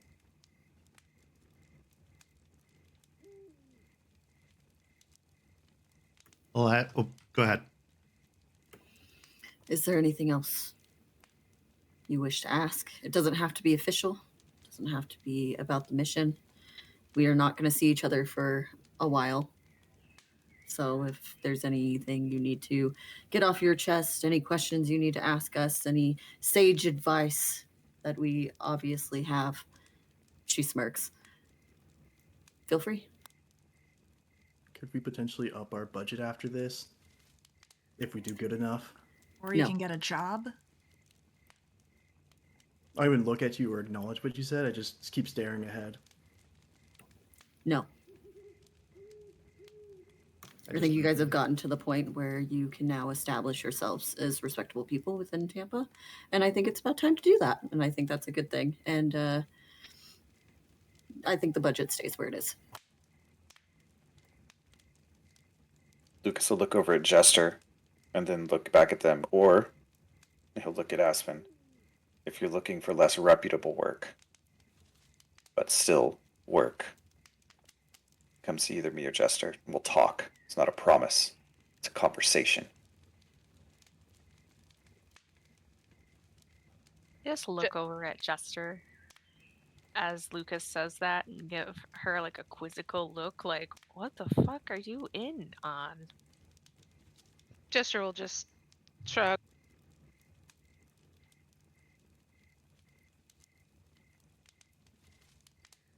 That's good to know, but I don't have any more questions. Neither do I. That's it from me. Well, good. I won't keep you. I'm sure you have lots of packing and things of that nature to do. Well, hang on a minute, Eliza says, kind of sensing the overall mood. This isn't a somber note to leave on. It's time for a celebration. 2 of our number have been relieved of their shame, have redeemed themselves, and, she looks towards Forge, have learned their purpose. And that's an important thing to consider. So we should celebrate that. And yes, you are going on a mission you may not be looking forward to. And you're going to have many missions you're not looking forward to. But the energy you take into those missions is going to dictate the outcome. So if you go into a mission with dismay, you are going to attract energies of dismay, veins of dismay. So let's celebrate. Let's enjoy. Our dear Charles has created quite a feast for us here tonight. Let's have music. Let's have merriment. Let's celebrate the accomplishments, the restoring renown of your pack. Let's enjoy this evening, as it is the last time we will see each other for quite some time. And let's send you on your way with a lightness of heart and a joy in your being. We as Guru rarely get times to celebrate. So when we get them, we must make the most of them. That is what Gaia would want.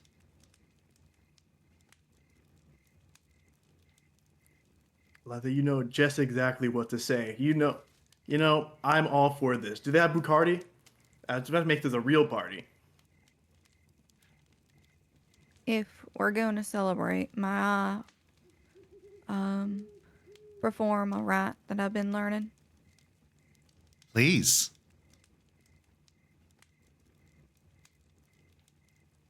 And Rory will grab her instrument, her dobro, and she'll get ready to perform the rite of celebration.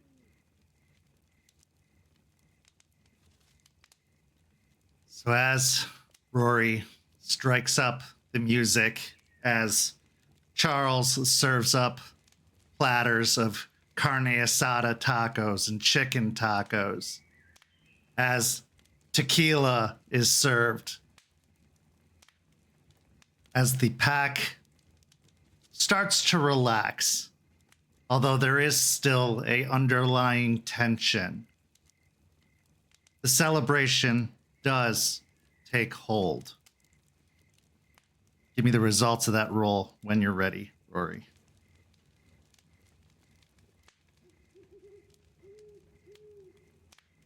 I rolled 4 successes. All right, remind everyone what the rite of celebration does. The rite of celebration is only performed after the pack has achieved a victory. It can be attempted only once per story to allow the pack to restore 1 willpower above the norm. The Rite Master decides how many levels of willpower, blah, blah, blah. And The Guru must acknowledge small victories, even if the greater war might already be lost. The rite is an orchestrated festivity managed by the Rite Master in a way not to. Sorry, my thing moved to degenerate into a rowdy buark or violent rampage, and to take its time recognizing every member of the pack and the spirits from whom they receive aid. All right. Because of the incredible accomplishment that two of the pack members achieved, the pack may all start with an additional willpower for the entire Hell arc. So everyone gains an additional willpower above their max for the entire time you are in Hell.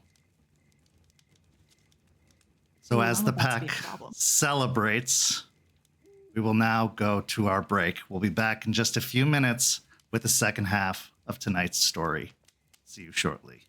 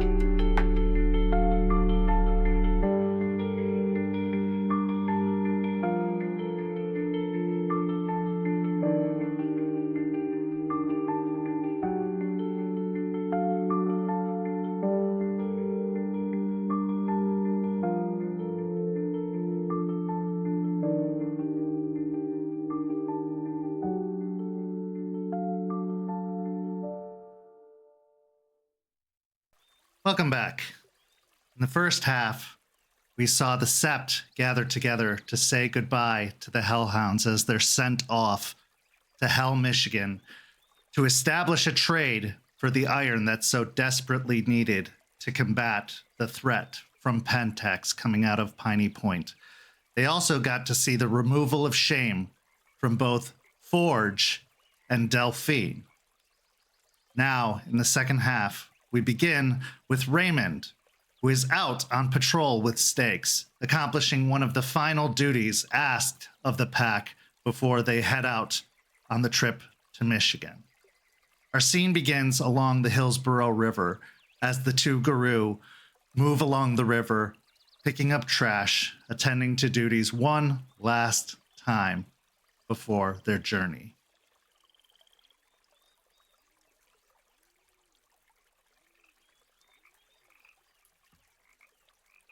As we're walking, picking up trash, stabbing maybe a can beneath a bush and a wrapper along the trail. After the silence goes on for a little bit between me and Stakes, I will kind of stop and stab my stick in the ground.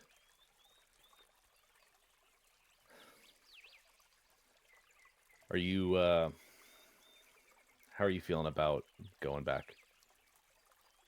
I kind of wanted to get your opinion on what you think some of the biggest issues we may face up there. Not just on the mission, but just being up there itself.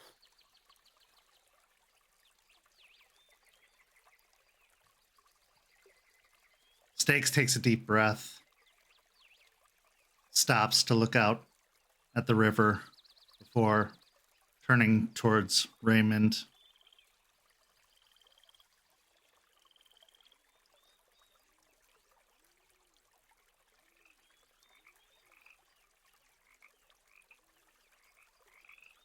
Where should I start?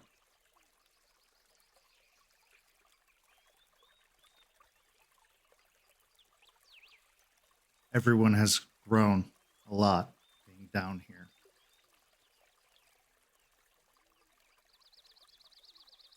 But I know that all of that could be undone once faced with what they left behind up there. And I want to believe that they've become stronger. I want to believe they've become better. But I know the damage that was done. I know what it's like to have been abused. And to be honest, I include myself in all of that. That's my pack up there. And I saw what was happening to them. And I had to leave them. To protect you. Protect all of you. And while I would never make a different decision if I was given the opportunity, I don't know what I'm going back to. How much worse it will be. And the last time I encountered someone I cared about that had succumbed, I had to kill them.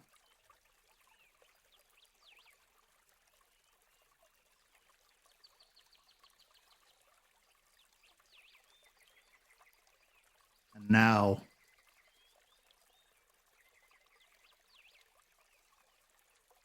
that's not an option. Nor is it something that can necessarily be avoided. Especially if they try to manipulate or harm any of you. And truthfully, Raymond, I'm also worried about you. I know the hold Red has had on you over the past. And while I believe you have found your own way since being apart from him, old habits die hard. And when we left, I believed he was his own man. But I don't know if he still will be when we go back.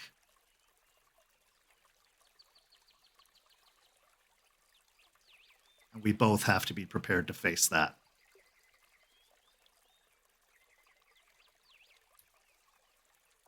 I'll take a moment to let that all kind of sink in.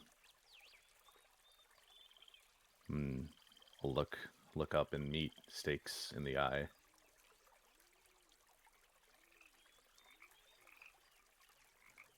I believe that the progress that we've made individually and as a pack,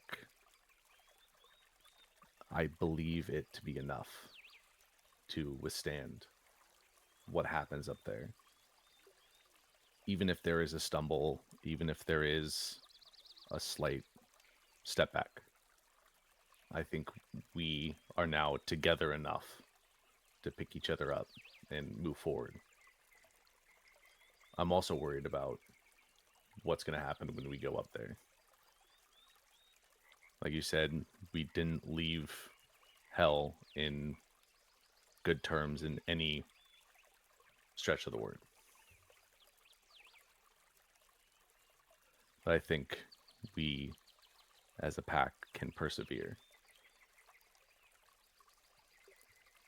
And the decision that you made to come down here with us, I don't think that any of the progress that we've made could have been half accomplished if you weren't here with us, guiding us in some way. So I appreciate that. I know going up there is difficult for us, but it's going to be difficult for you. But just as we're going to support each other, we are going to support you, and you are going to support us.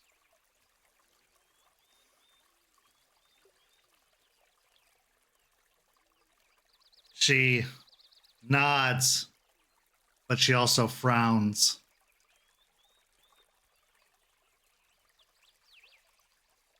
Part of me believes you. Part of me also believes I've done more harm than good being here, especially for Juniper. In what way?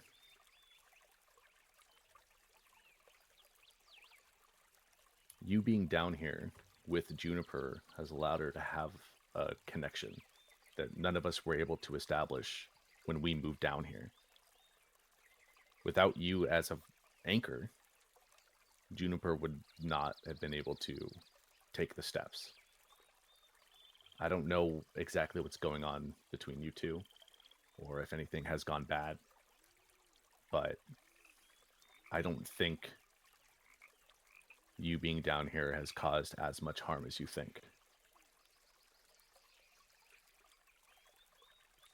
Was I a connection or was I a shield?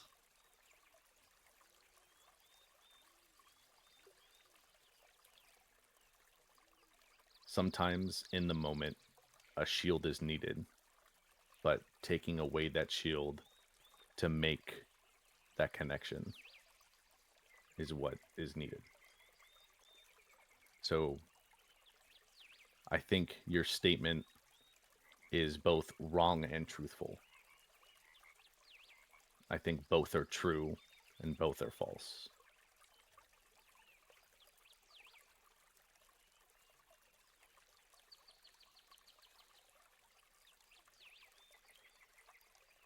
She contemplates that for a moment before giving a kind of crooked smile.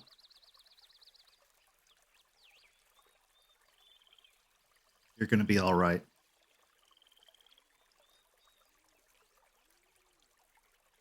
I hope so.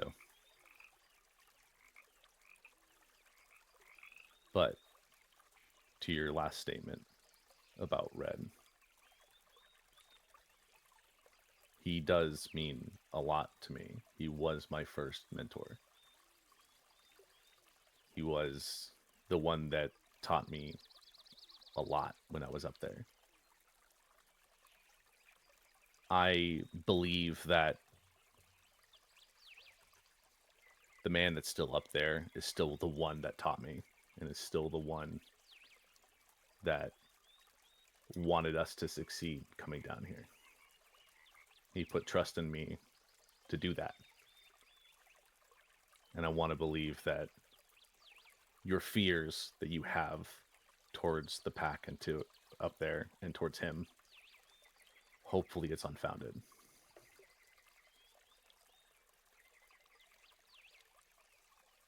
I would like to think so.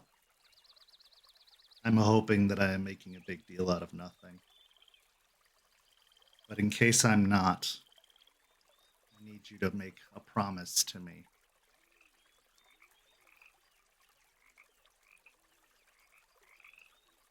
What kind of promise?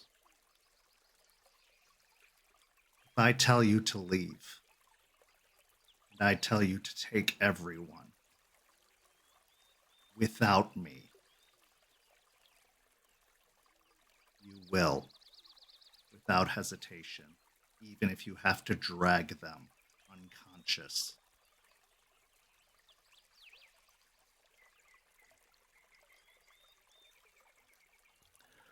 I'll cross my arms and look down, and I'll think for a moment. And then I'll look up, meeting her eyes again.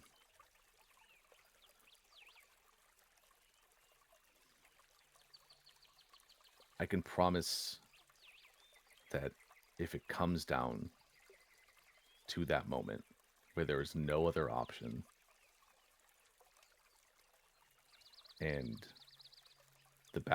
with our backs against the wall, I will do my best to get everyone out of there safely. But I won't like it. And God forbid no one else is going to like it. But I trust you enough to understand that this is what you want. She stares at you.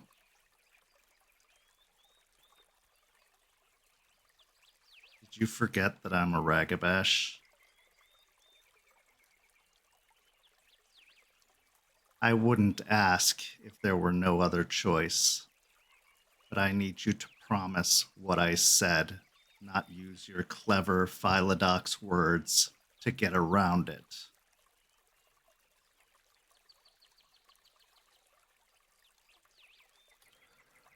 I'll let out a sigh.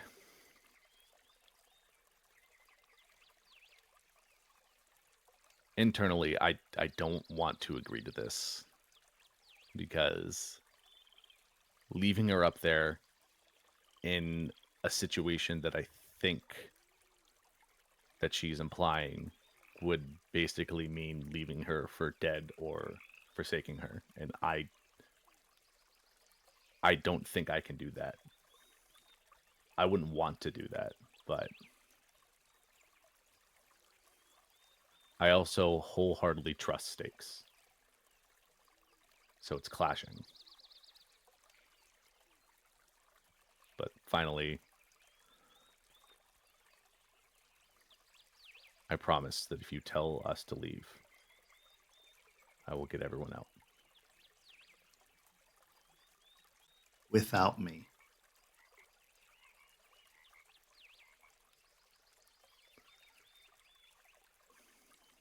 Without you.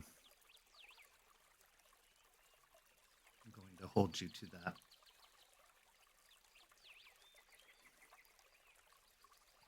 But if there is any other way, please let me try. I wouldn't ask if there was.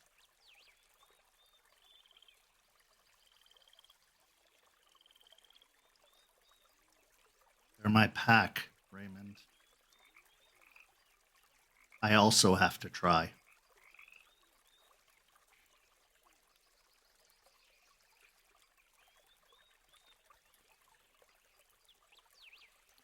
I can't argue or fault you for that. But I also know a lost cause. And if it truly is lost, I know when to cut ties. You have to trust me that I'll know the difference. I do.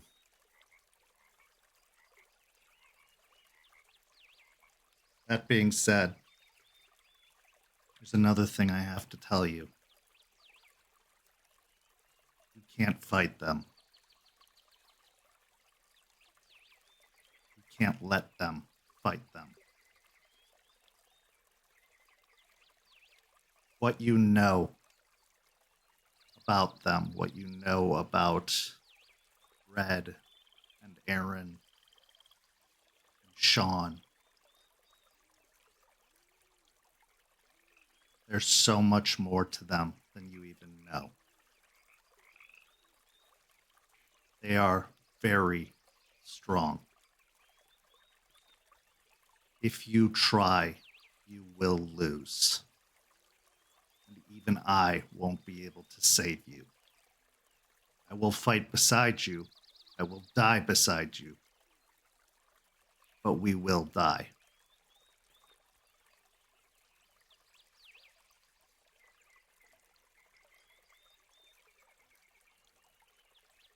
I had zero intentions of starting a fight or fighting them at all when we go up.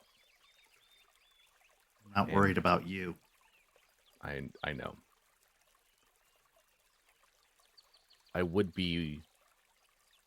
have been worried about Forge, but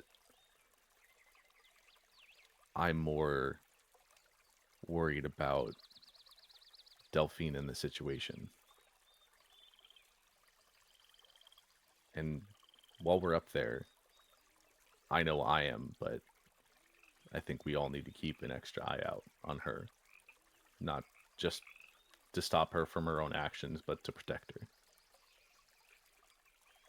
You've never seen them fight because you haven't had to. I have. It is not something I would wish to be turned against me.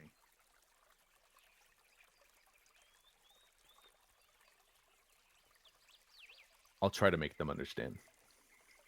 If it comes to that Good. point where they think that they want to, I will make them understand. I would rather we come back empty-handed than resort to trying to combat them. I agree.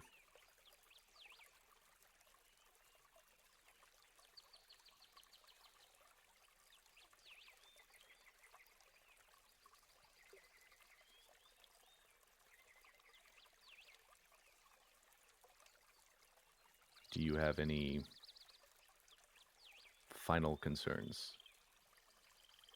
Anything that you want to pass that might help us while we're up there, or help me?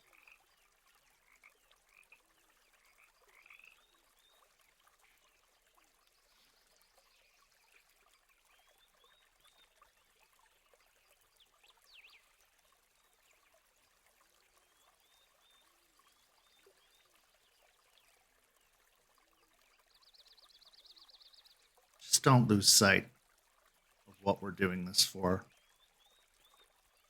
Don't lose sight of everything that you've worked on, everything that you've worked towards.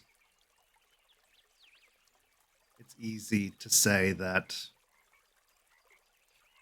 there are better ways or that they know best, but you have to trust yourself.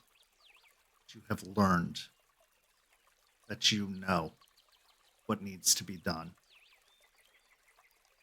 You're a young guru, but you are an old soul. You are a soldier, and we are at war.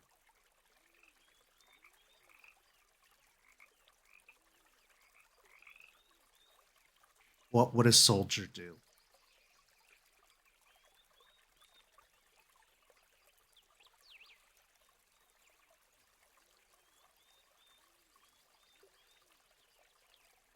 especially an officer.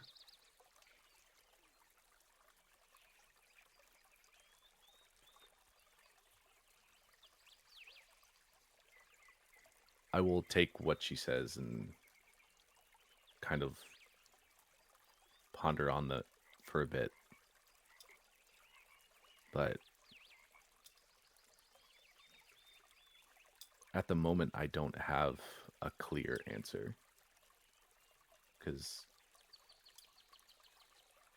I'm trying to move away from that part of me. But when push comes to shove, I'm sure it'll come flooding back and I will know what to do in the moment.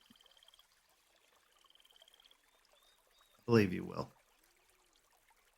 Just don't abandon that part of you. Don't try to forget that part of you, because it is part of you.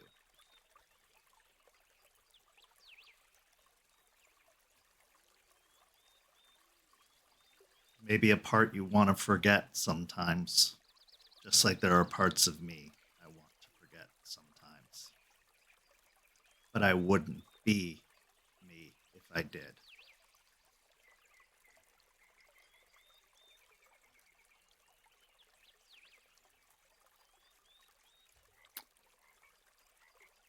I'm gonna pull the stick that I shoved in the ground up, and I will walk towards Stakes, and with my other hand, I will kind of clasp her shoulder with it. I understand, and thank you for the advice.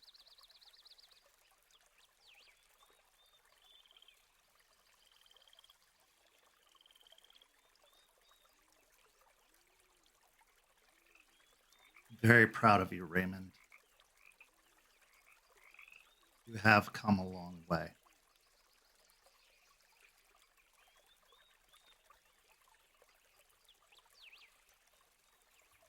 I'll just nod.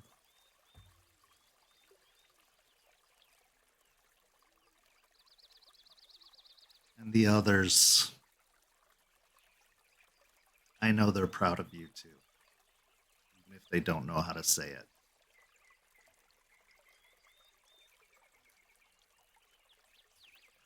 I'll kind of chuckle at that.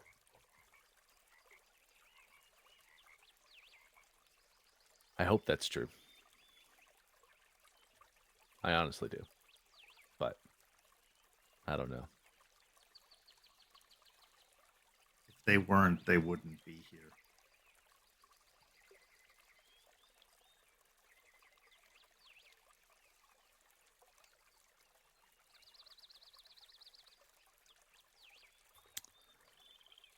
I'll just kind of look down and away a little bit, and I will lift my hand off her shoulder and kind of walk forward and start picking up trash again, because I have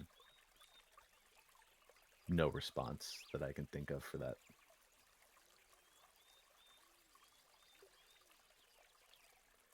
As Stakes lets the silence hang, returns to picking up trash, what's going through your head after this conversation?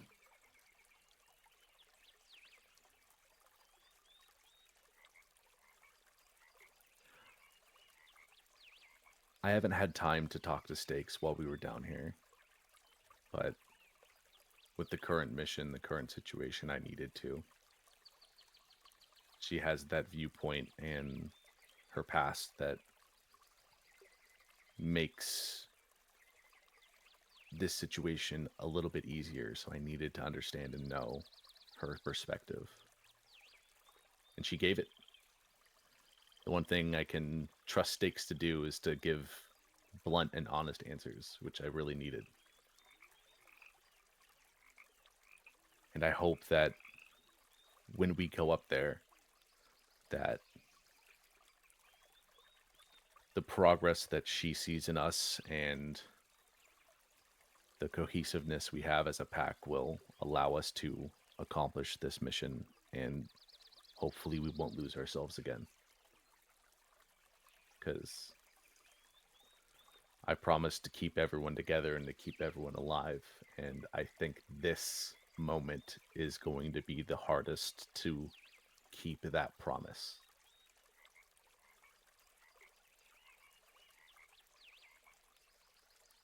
Sometimes being blunt and honest is the best thing you can possibly be. But sometimes it can be the most difficult thing to do. Kind of relevant to our next scene, as three Guru gather once again in a bedroom with a secret hanging heavily in the air between them.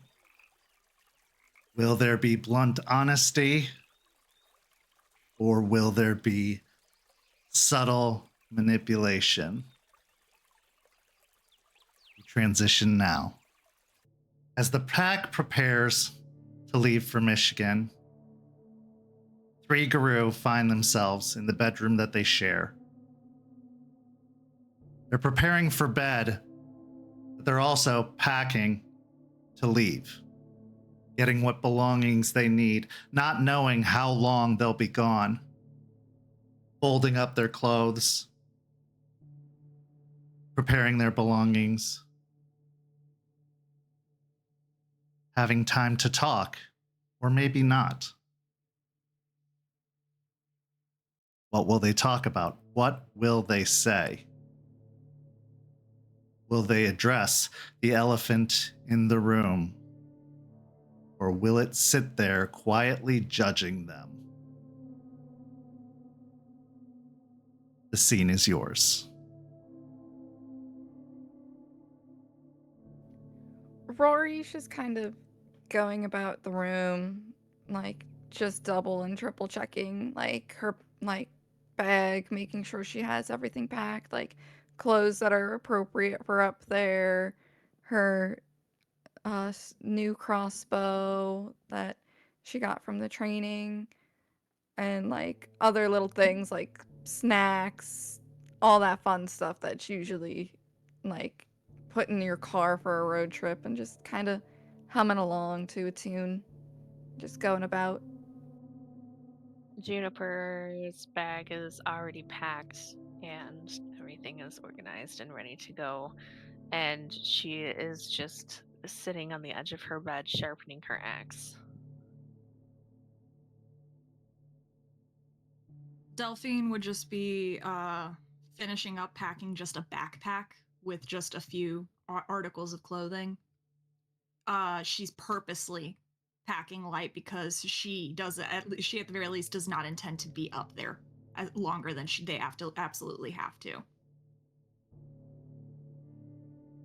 And she's just making sure everything in her section of the room is just put away and organized.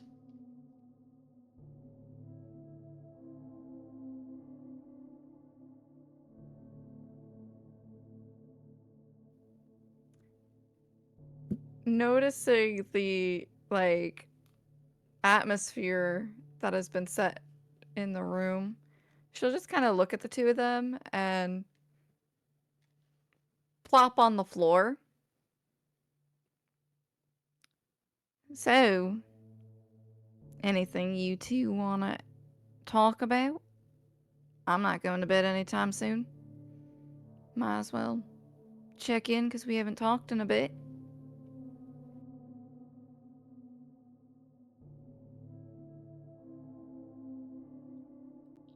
I'll look down at Rory and take a break and put the sheath back on my axe. I mean, I don't know. I've just been chilling out, I guess. I don't really have anything to talk about. Do you?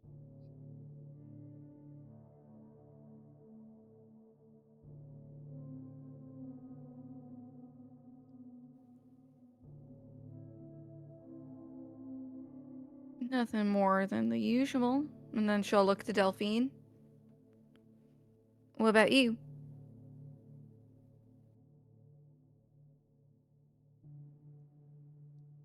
Just mentally preparing.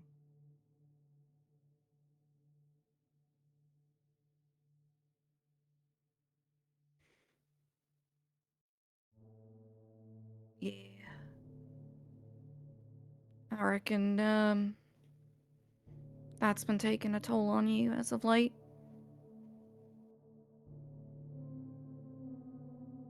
What, you mean going up and having to probably deal with Sean every single day for the next foreseeable future? Sure, that's been the back of my mind. You know that we're all gonna have your back with this, right? Like, even though we don't all get along all the time, this is something different.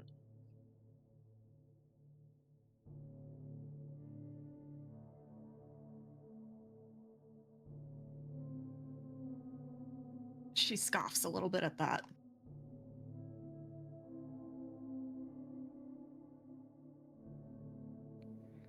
She'll look between the two of them and kind of like move herself to be a little bit more directly in between the two of them since Juniper still has her axe within reach. Did I miss something that happened?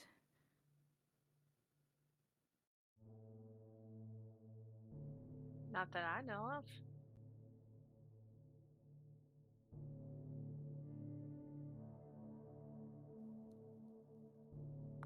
I understand that since our field trip things have been a little, how would I describe it, on edge, but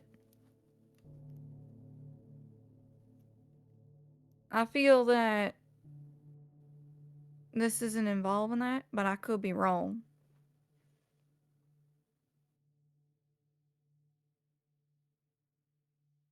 Yeah, that was fun to learn too. I didn't know I could do that.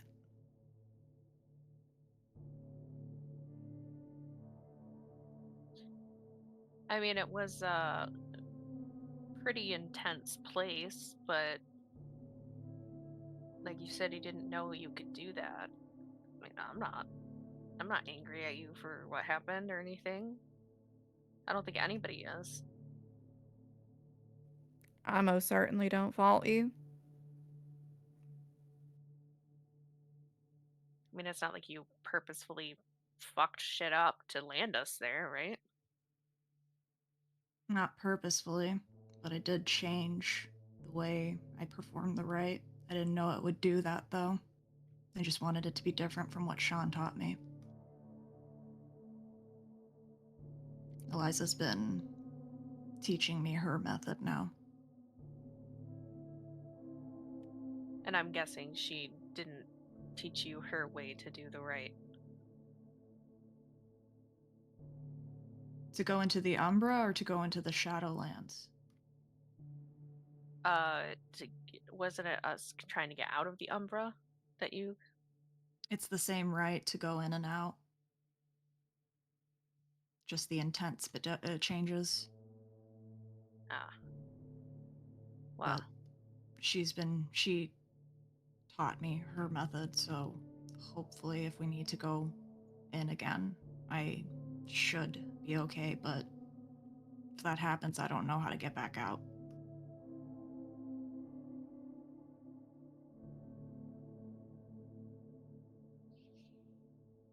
yeah. Uh, Eliza didn't teach you that after everything happened?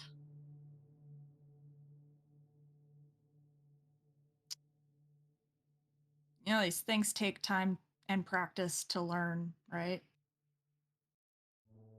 It's not, we haven't just been going into the Shadowlands and going out. We've mainly just been focusing on going into just the Umbra and stepping back out. Yeah, I know, but then, you know, that that happened, and it's been, it's been like a couple weeks. So I just would think that would have been the focus on learning how to get out of the Shadowlands as well. I mean, it's fine, We'll just have to be careful. Why did it make you nervous being in a place full of dead people? No, wasn't the dead people.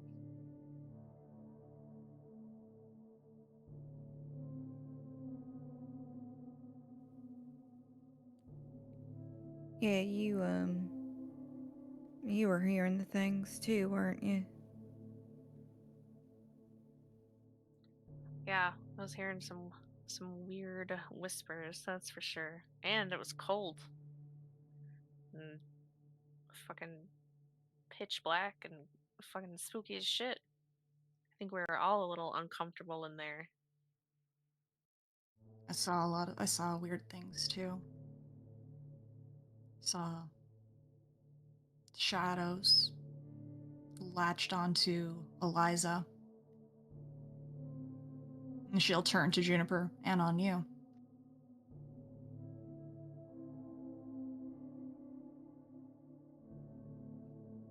That's not spooky at all.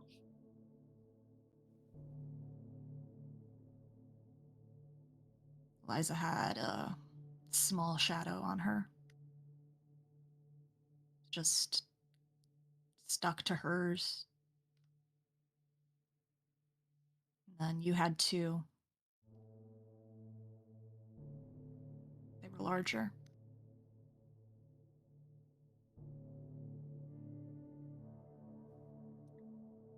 I kind of sit there and ponder what they could possibly be.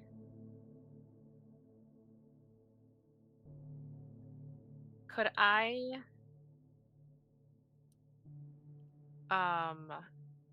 make a connection between the two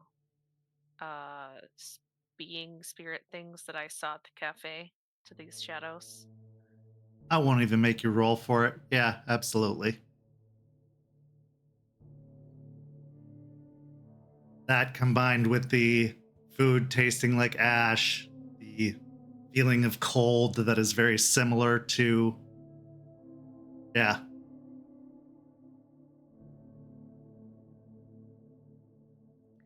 I contemplate a little bit longer, even after I've come to the realization.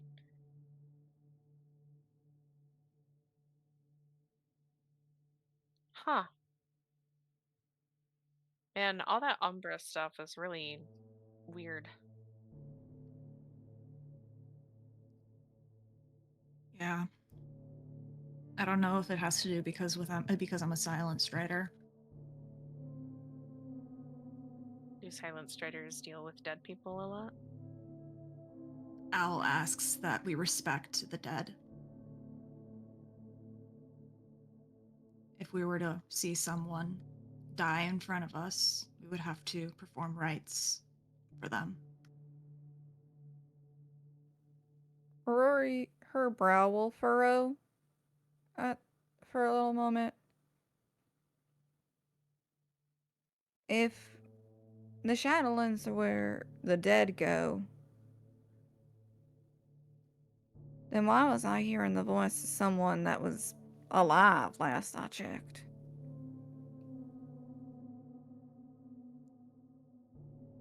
When was the last time you checked? When I left home. How long has that been?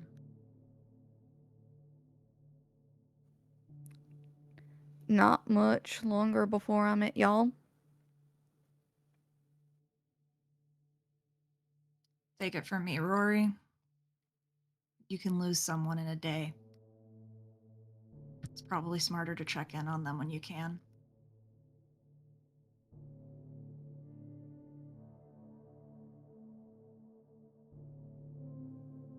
She'll nod slowly.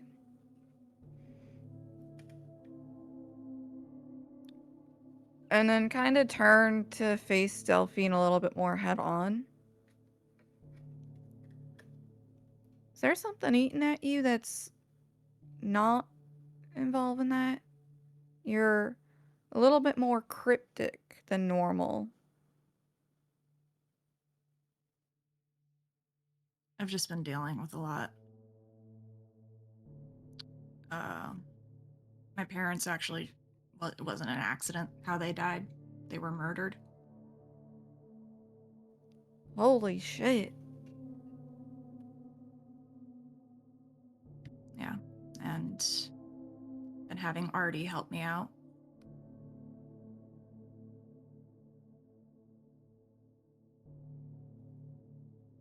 Has he gotten any leads or anything?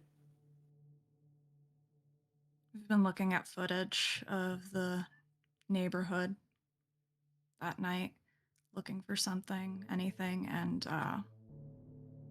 the energy levels for the gas, they got risen too suspiciously high right before the explosion, which leads to which is leading indication that it was murder, especially since all of their emissions passed inspection. Plus, my mom never cooked.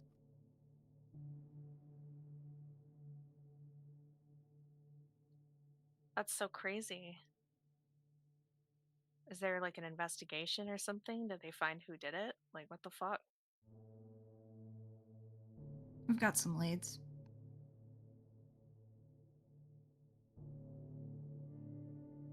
Can I do an insight check on Delphine and see if if she's not saying everything? Like Sure. if she knows more than she's giving off? Yeah, manipulation and subterfuge versus wits and insight.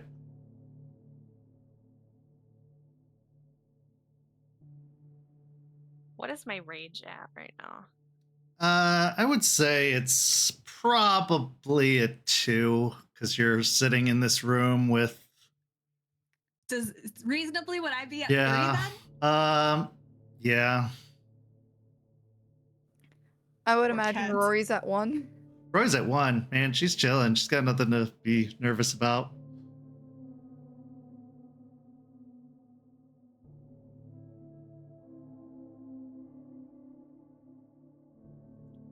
I got a 7 with a crit.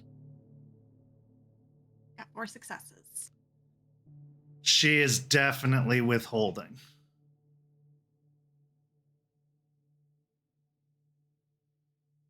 Can I err on the side of caution that she possibly knows, especially since she said she's been working with Artie, and I know how thorough Artie is. Wouldn't be hard to connect the dots.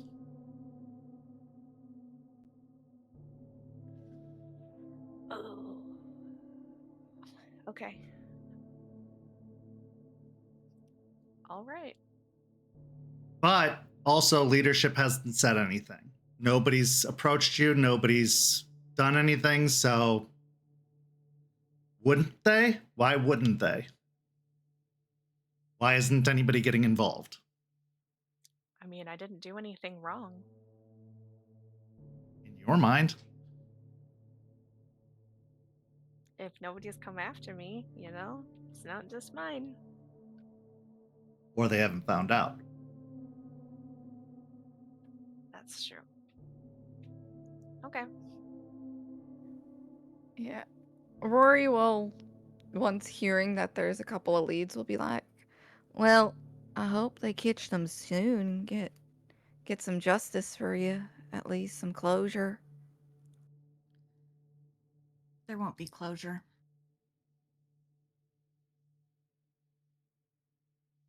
Not really. That was stolen from me. Well, you said that silent striders like respect the dead and stuff and accidentally brought us to the Shadowlands, like isn't that kind of like where they are? Can't you go talk to them or something? They'd only end up in the Shadowlands if they had unfinished business.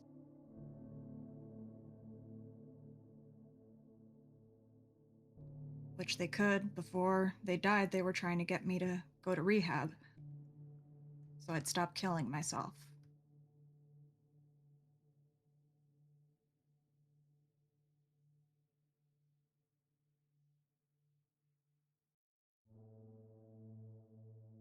I thought your parents were assholes.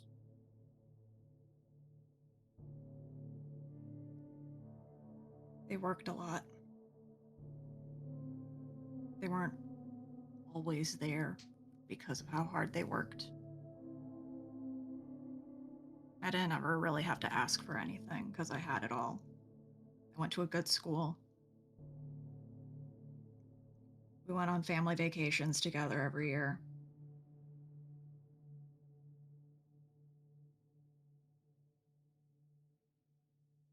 Hell, my mom even went through IVF just to have me.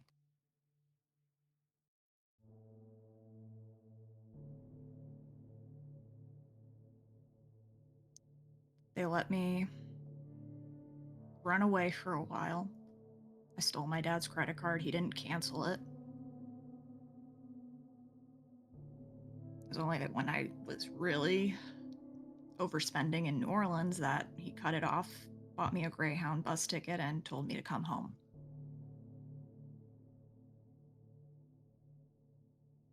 Had to deal with watching my mom crying at the sight of me because, well, the last time she saw me, I was healthy. Now I look like a walking corpse.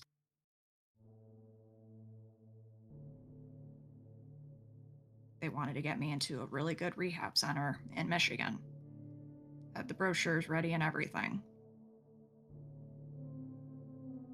5-star place, pool, private rooms. It's basically a 5-star hotel with therapists. And I ran away again. Stole all her jewelry, stole more of his money.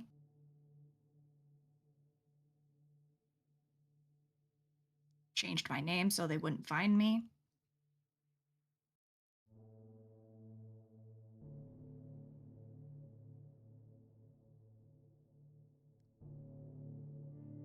And then someone killed them.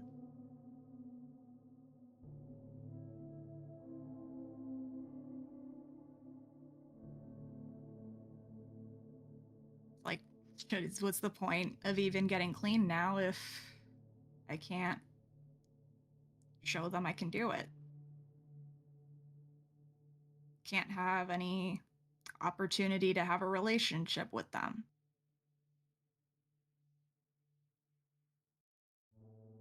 Can't ever apologize for making her cry.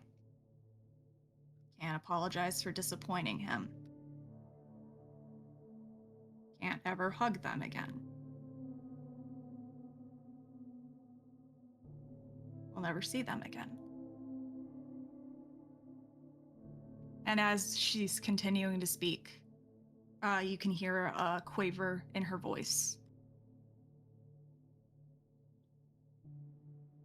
Can I ask kind of a hard question?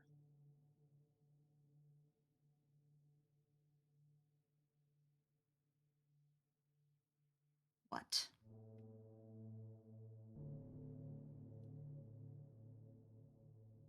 If your parents weren't dead, would you even be thinking about getting clean or apologizing to them or trying to be better for them right now? Having the option would have been nice.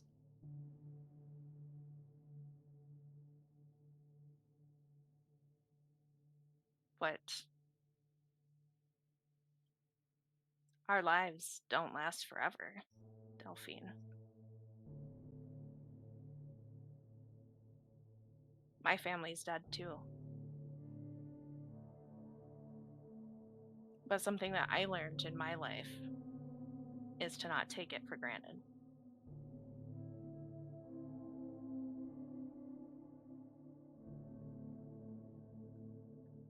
Can I make an observation?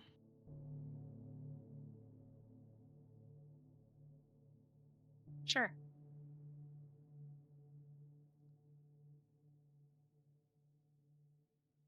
You knew your family loved you.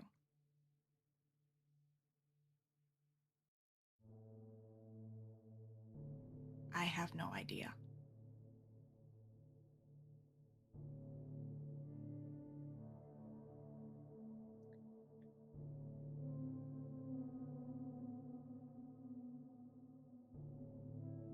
I just don't think that they loved you in the way you needed to be.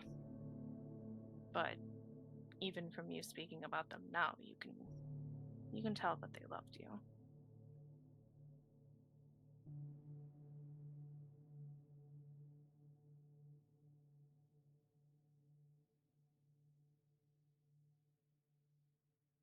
Rory will kind of shift her weight. Juniper does have a point in that. I don't think they would have tried as hard to get you clean in the end if they didn't care. Wouldn't let you wouldn't have cut you off when it got too far.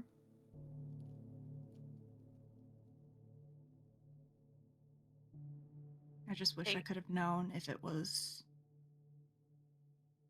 because they cared or because they cared about their image. I think it's because they cared. Especially since their response to seeing the spiral on the credit card was to get you home and try and get you help.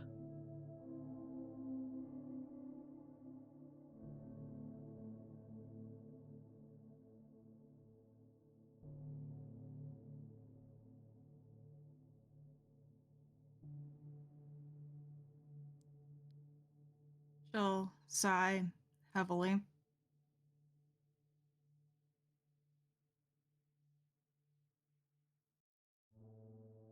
Maybe I can just go visit while I'm there.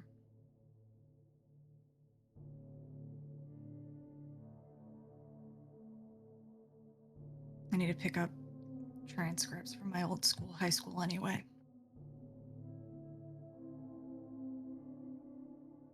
Aspen said that I need those for college if I wanted to enroll at some point. Yeah, I remember you were using that book a couple of nights ago. Yeah, part of running away means you don't graduate high school, so I have to take the GED. Oh. Well, if you need any help with that. She shakes her head. I just over prepare, honestly. The test is. This is all stuff I already learned like back in 10th grade. I just over prepare when it comes to studying. I was actually a straight A student. I probably could have gotten into pretty good school.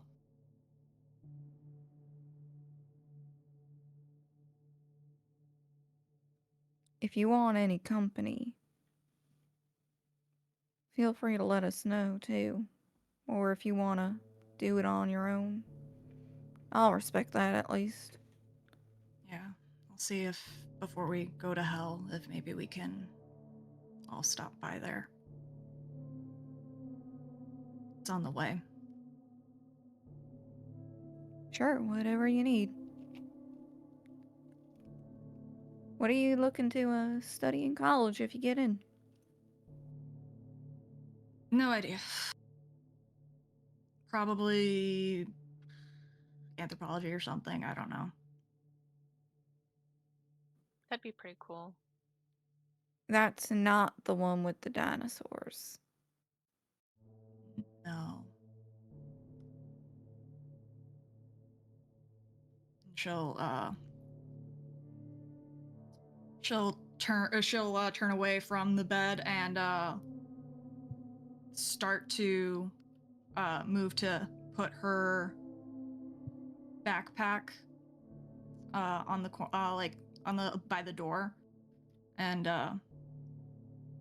she does. She's going to casually accidentally bump against Juniper. And she's going to activate Sight from Beyond. Okay, go ahead and make the roll.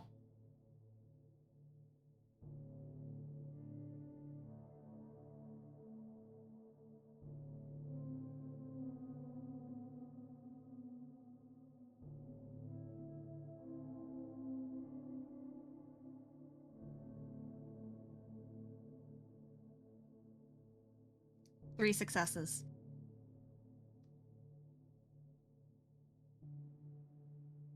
Time stops.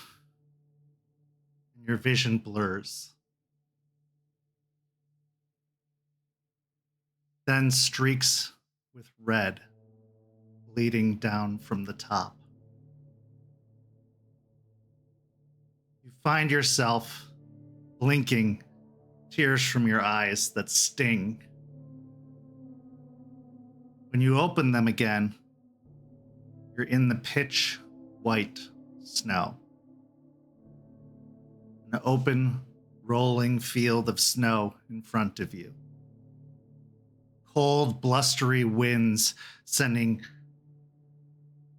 flurries cascading across the plain. The sound of heavy shuffling draws your eyes, causing you to turn. There you see it.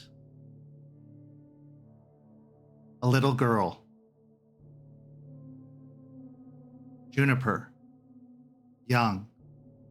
A child. In one hand, she's clutching a piece of paper. A letter of some kind. From what you can make out, the letter she's clutching has the word high quality builders on the letterhead.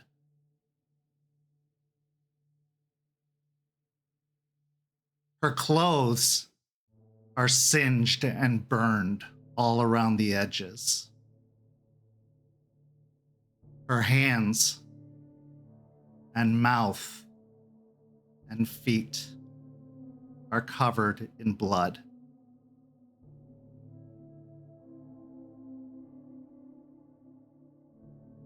There are hooks embedded in her back, attached to cables. And as she's trying to shuffle through the snow, behind her, she is dragging the wreckage of a broken down, destroyed building. A house you don't recognize, ruined and broken. And sitting atop that house are four figures. An older male, probably in his 70s. Two adults, a man and a woman. Although the man, he's kind of almost like staticky right now. He's not taking as clear or crystalline a picture as the others. The woman looks like an older version of Juniper. And she has a dazzling, she looks like she'd have a dazzling smile with laugh lines, but it's just a sullen, somber expression now. And then a young boy. Very young, younger than the young girl she is. They sit atop the ruins that she drags behind her.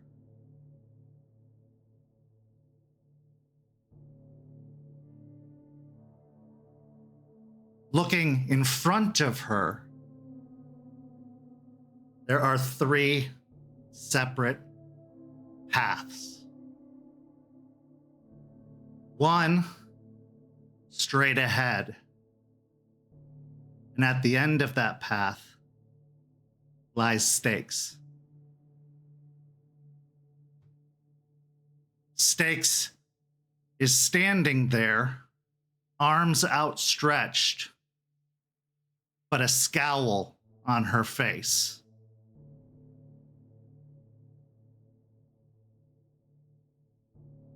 The left path leads to Gorgon. And strangely enough, Jester, who is also somewhat staticky, matching the man atop the ruins that she drags behind.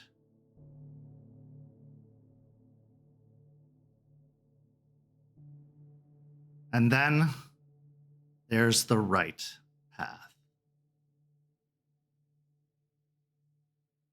And at the right path lies an all too familiar sight. A large, black, snarling wolf. Maw dripping with the same blood that seems to be coating Juniper's hands, mouth, and feet. And laying at the feet of the wolf are the dismembered corpses of your mother and father.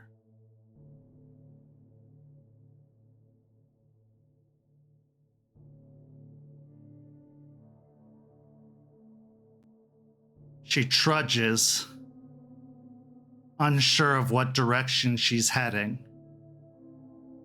She seems to be wanting to lean towards the left path, a mixture of the left and center path. But the blood on her feet is so slick, she seems to keep slipping. And she's on an incline that is just slight enough that it favors the right path. So the slippery blood is making it far too easy to go right.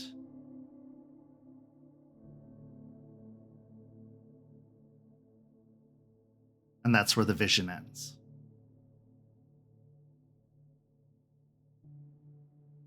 I visibly stumble a little bit as I come out of it. Put my hands on my knees. Rory will like get up to kind of like go catch her. Yo, you okay? I'll also try and help and look at Delphine with concern. I What instinctively just flinch from both of them, not just Juniper, but both of them. Just because after a vision, Delphine is always a little off center. She Whoa, flinches okay. back a little bit. Yeah, Rory shuts will her kind of. eyes and shakes her head. Rory will kind of pull her hands back, but like still keep them out in case like she does stumble again. All right, we'll give you room. We'll give you air. She takes a few deep breaths in through her nose, out through her mouth. And she'll slowly open her eyes. And I will spend a willpower to use penumbral senses, just because every time I see the wolf, I have to make sure he's not actually here too. Okay. So as you take a steadying breath, projecting your senses outward, focusing, squeezing your eyes shut, and then opening them again, allowing that hazy photo negative to lay over the image in front of you. You scan your surroundings, trying to ensure that there aren't any extra occupants in the room.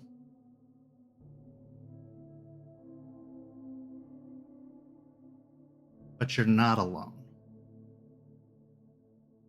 There is an extra occupant in the room. There is a wolf in the room. A red wolf. Lupus. Watching.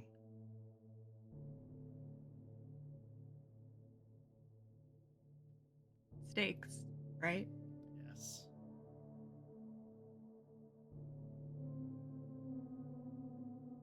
Delphine will make eye contact with her, indicating that she sees.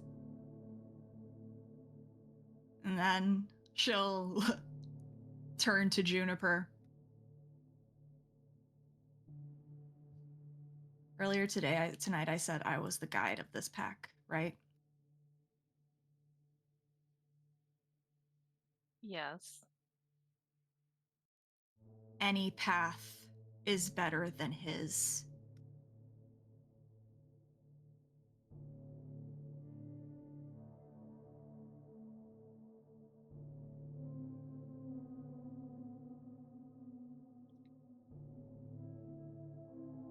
I just Don't let him catch you. look up at her, confused as to where this is coming from randomly.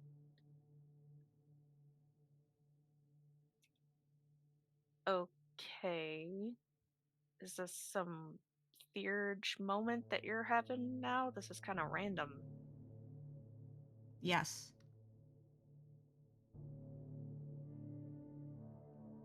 He is hunting you. Don't let him catch you.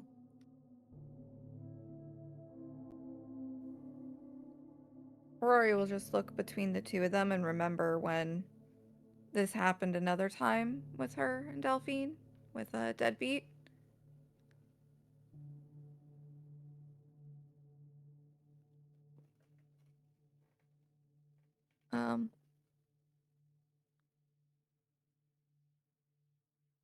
Do you know how close he is then, if you're seeing him again?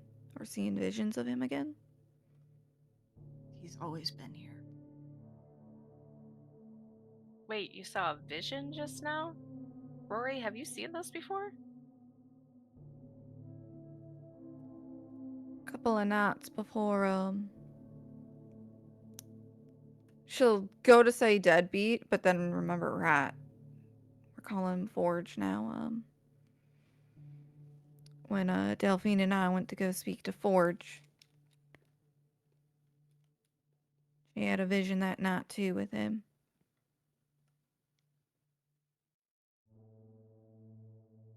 I saw a wolf, and I saw a spiral. With you have 3 paths.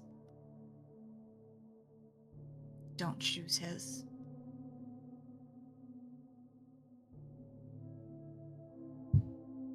I just kind of nod my head slowly. And internally, just kind of mulling that over.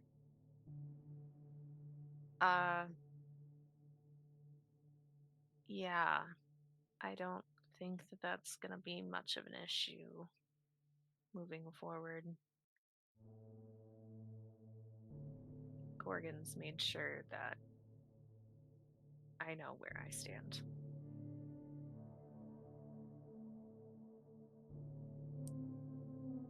She'll set her backpack down and start heading towards the door. I'm gonna go take a lap around the neighborhood.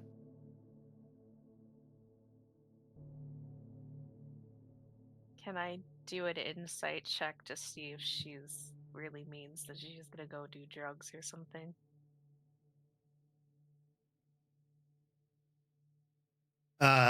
Is she intending to go do drugs, Delphine? No, I am taking I'm doing a patrol around the neighborhood.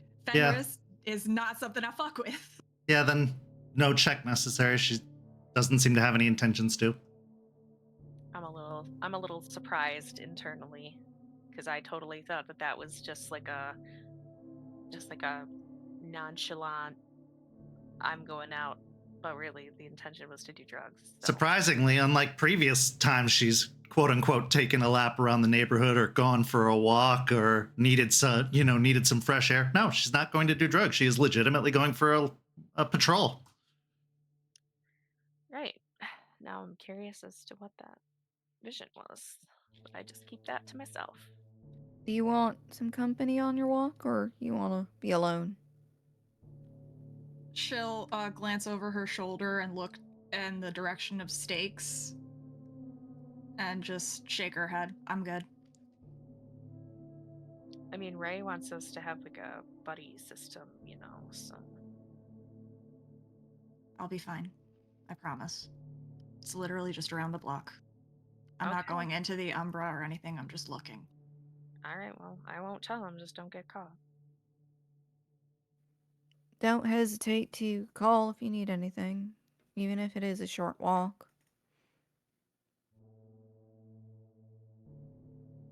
As Delphine heads out and the group separates, what's going through each of your minds? Let's go ahead and start with Rory.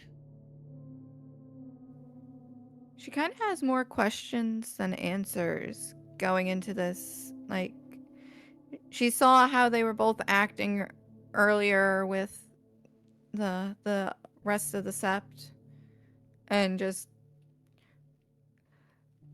was really confused. She thinks she got some answers and is now understanding why Delphine has been acting the way she has a little bit more. But is now more concerned than going in on the conversation, and is now more concerned that this may affect how they do in hell rather than the initial emotions with going.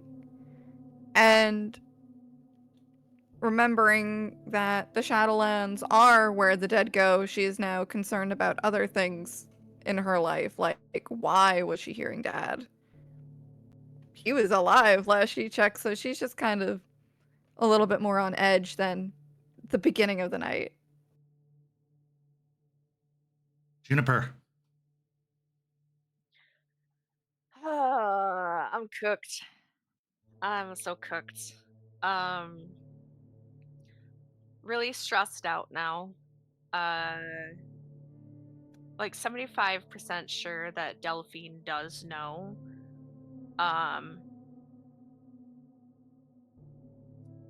But also, maybe Artie ragbashed the situation and didn't tell her the truth if I was caught on any camera, because if anybody's gonna find it, he is.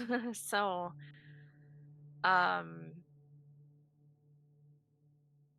planning on talking to Ray about that once we get back up there and seeing if he can do that one right that he's done before. She didn't directly ask or anything, and she lied to me about not knowing her parents. So I'm just still running with the I don't know your parents kind of path. I don't know what I'm going to do if she directly confronts me about it. And I also want to know whatever the fuck she just saw in relation to me. The direct call out. I know who he is, so I am definitely kind of shitting my pants a little bit right now and just trying to keep cool about it. And Delphine. She is internally thinking in the back of her mind that her mother would probably be very proud of the guilt tripping that she is trying to do with Juniper right now. And that makes her both that makes her a little upset just because she hated when her mother would do that to her. But at the same time, she wants to, before confronting Juniper, she needed Juniper to know that she was hurting and that despite her masking, not having her parents around anymore is something that is causing her pain. And then there's the whole Fenris of it all. And despite her anger at Juniper right now, when it comes to that fucking spirit, she does not want it sniffing around anyone she's around. And she will do her job to make sure that it stays away.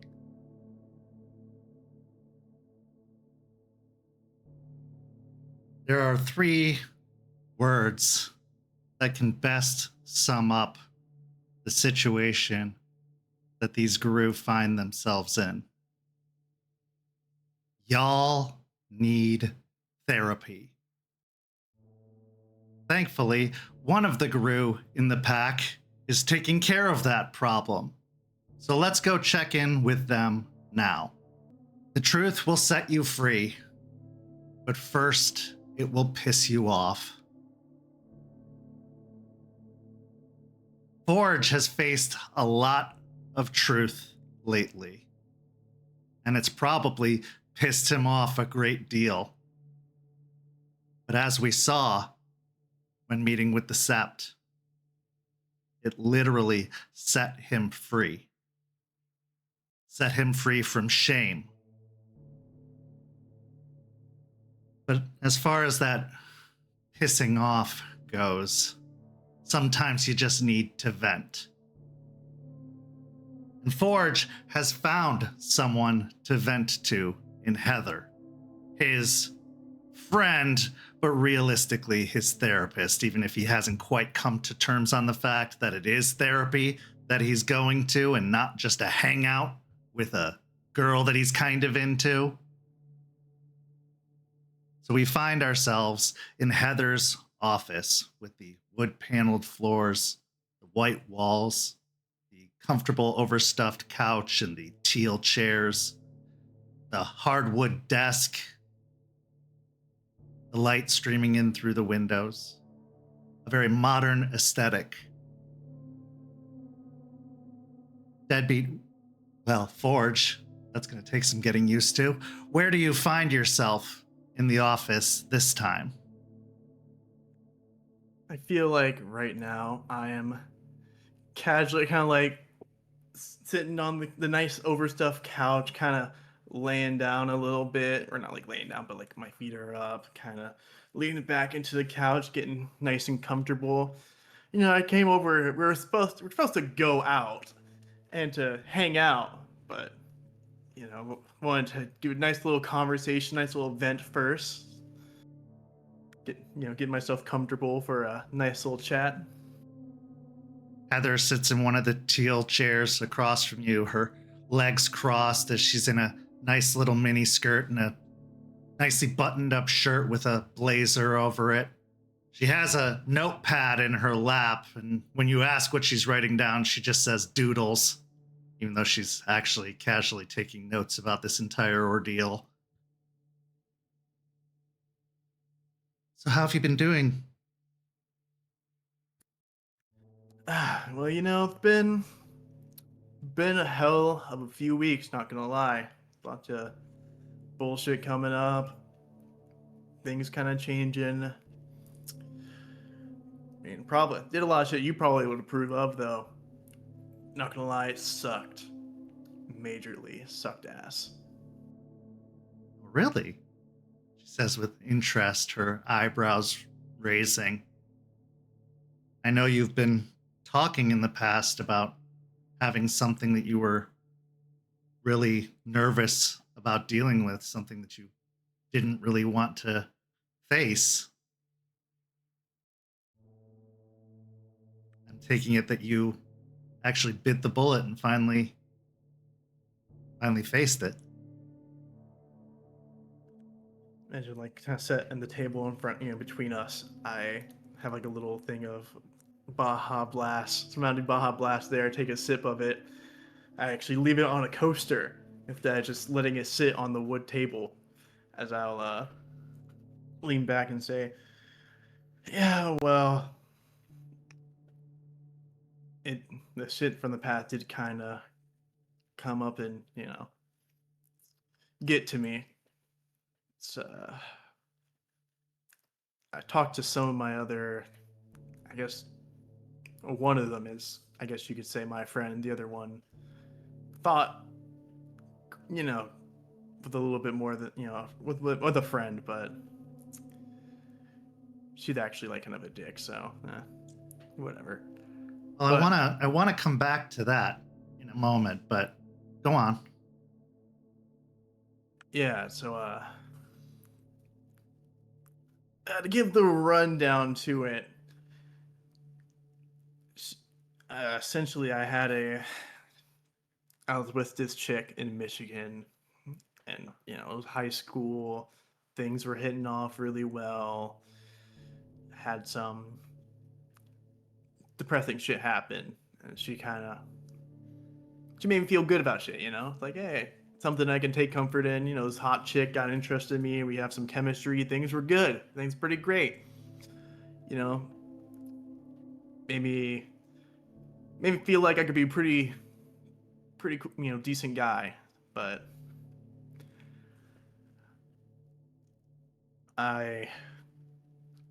one thing led to another, and she revealed to me that she was pregnant, my kid. So I kind of freaked out a little bit, got a little bothered by it, and I kind of dipped, kind of left. Not my proudest moment, but yeah. So it's kind of the whole deal going on there.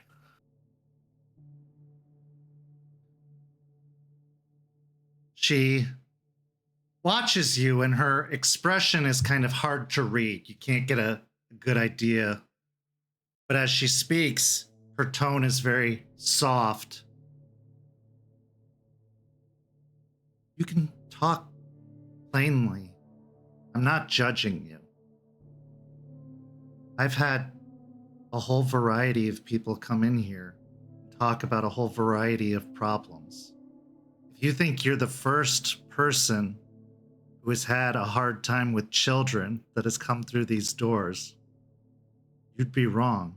Especially so young, finding out that you have the potential of having a child. That is a very, very scary prospect. You have had a very hard life. And responsibility isn't exactly something that you necessarily were at the time ready to take on or face. And when you see something as a safe space become not so safe, it would make sense that you would run from it. That's always been your pattern. Look at all the things that we've talked about in the past, all of the issues that we've covered. When it comes to fight or flight, B, you always run. But not anymore. Even just being here today, and every previous time you've been here, that shows me that you're tired of running. That you don't want to run anymore. And while others probably have judged you, and you're probably feeling some remorse and shame, and it's probably hard to admit, I'm proud of you that you can say that. That's a very difficult thing to admit. But other people have done it. Countless other people have done it. So you're not alone. Does it mean that it was the right thing to do, the honorable thing to do? No. But the fact that you can admit it is the first step towards making it better. It's the first step towards facing it and confronting it.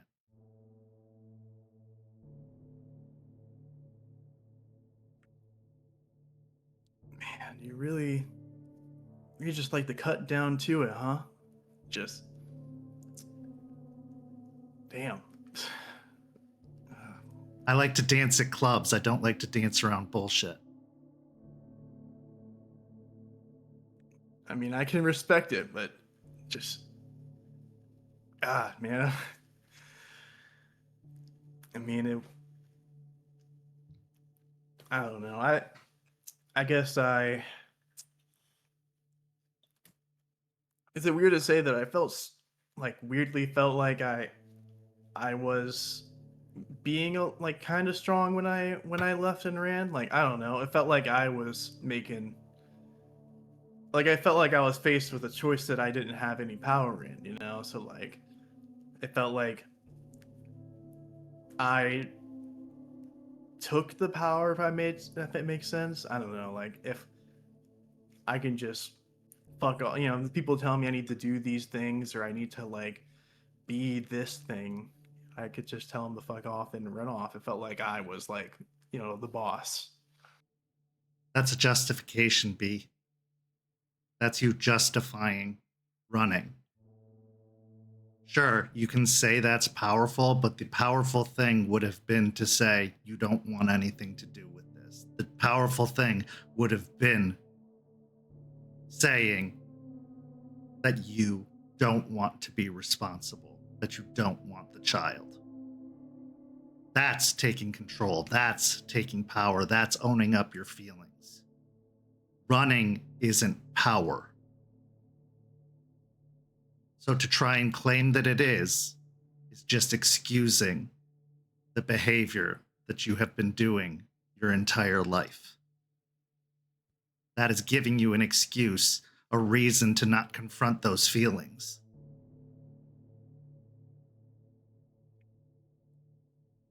Yeah, I mean, I don't know, I didn't say that it was me taking power. It's just what it felt like at the time, you know? And kind of, I guess, it just kind of catches up to you at some point, no matter what, you know?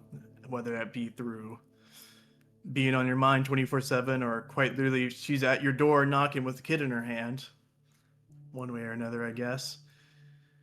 Just wish it didn't feel so like shitty in the moment. I mean, I feel a little bit better now, and things, I guess, are getting kind of better. I had a conversation with her.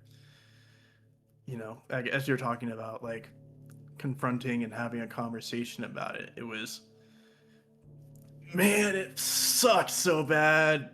Dude, apparently her parents cut her off. She's like in this dingy ass motel. It's like, God, it was like the worst guilt trip I've ever had in my life, man.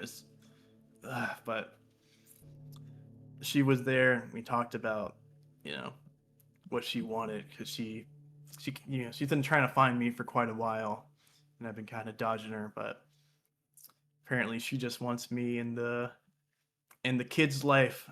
To, you know, for the kid to know his father. Apparently, I don't have to be like financially supportive or like being, you know, 24/7 parent all the time. But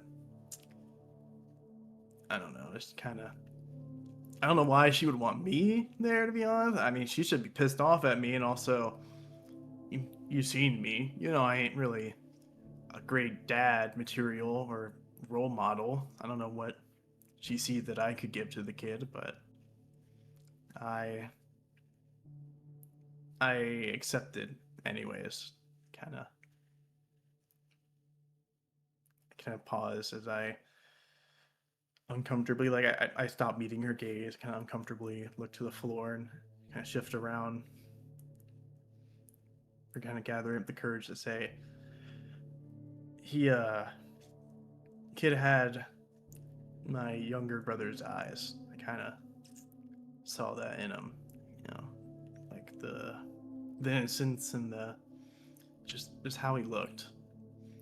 After kind of seeing that, I couldn't leave that. I couldn't leave him again. You know how you talked about that feeling you got when you first met her? How she made you feel like a better person, how you liked how you felt being around her? You weren't the only one who lost that when you went away, when she got pregnant. She lost it too, in you. Maybe a part of her wants that back also, if not for her kid. You've done bad things, it's true, but that doesn't make you a bad person. Maybe that good energy you felt being with her was just a reflection of the good energy you were putting out. Maybe you were inspired to be a good person until you got scared. Maybe you just needed some new inspiration.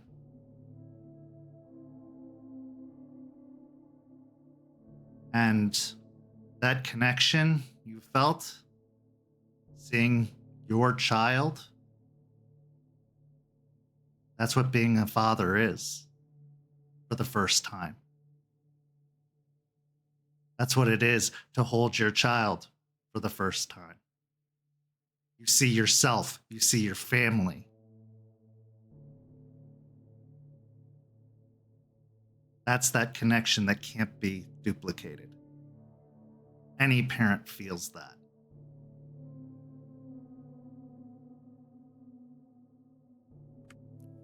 I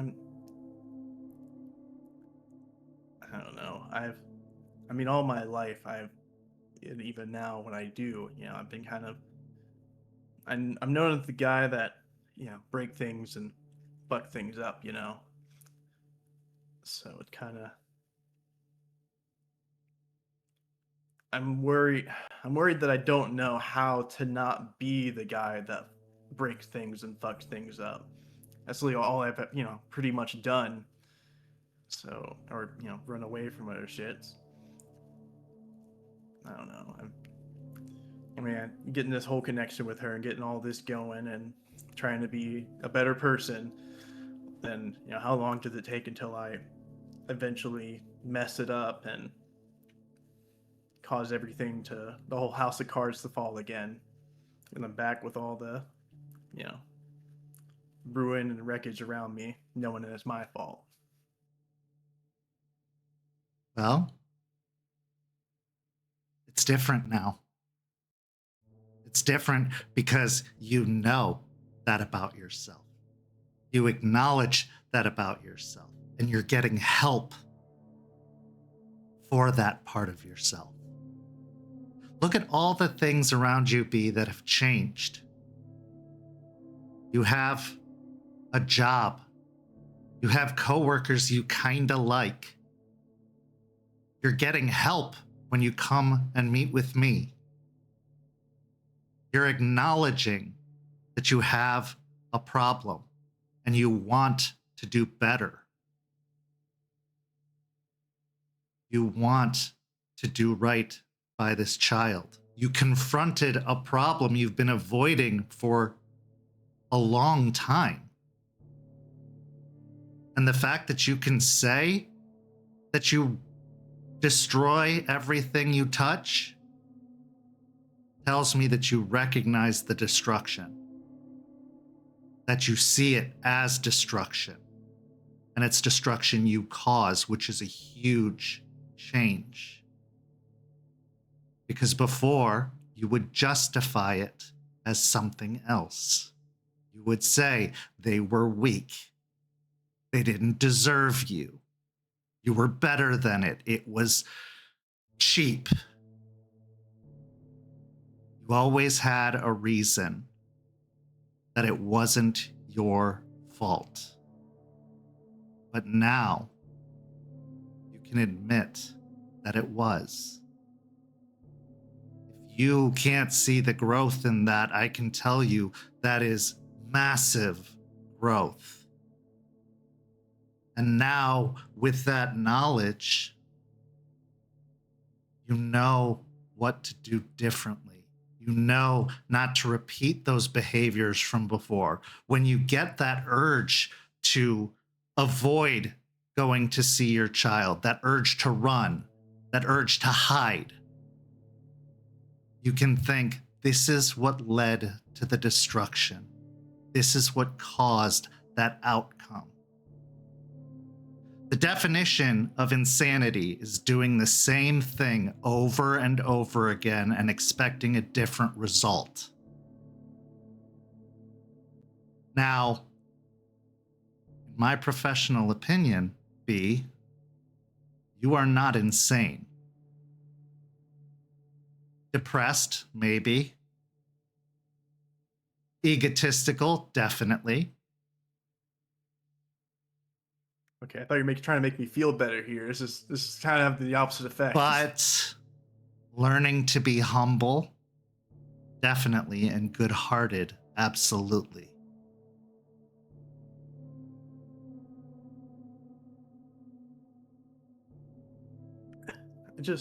I thought growth was supposed to like feel good, you know? That's kind of like, at least every like, you know, good person you see, like they're like happy, smiling, you know, giving to the poor, you know, on whatever charity missions to who knows where, and you know, being all happy about it. And instead, I'm sitting here confronting all this, you know, this shit, and it feels shitty, you know. Instead, like, you know, in the past, I would just get pissed off at like other people, you know, and now I'm just pissed off like at myself. And it just kind of sucks. What you were seeing in those moments were them at their best. But they're not always at their best. And it took a lot of work to get there. You can get there, B. And I'm sure there was a moment, however brief, when you were looking in that child's eyes that felt pretty good. And there was probably a moment after walking out of that room, after having confronted that hard truth, when you felt the weight leave your shoulders after having carried this burden for so long, that felt pretty good. Those are those moments that you can smile. Those are those moments that you've witnessed that you believe are all the time.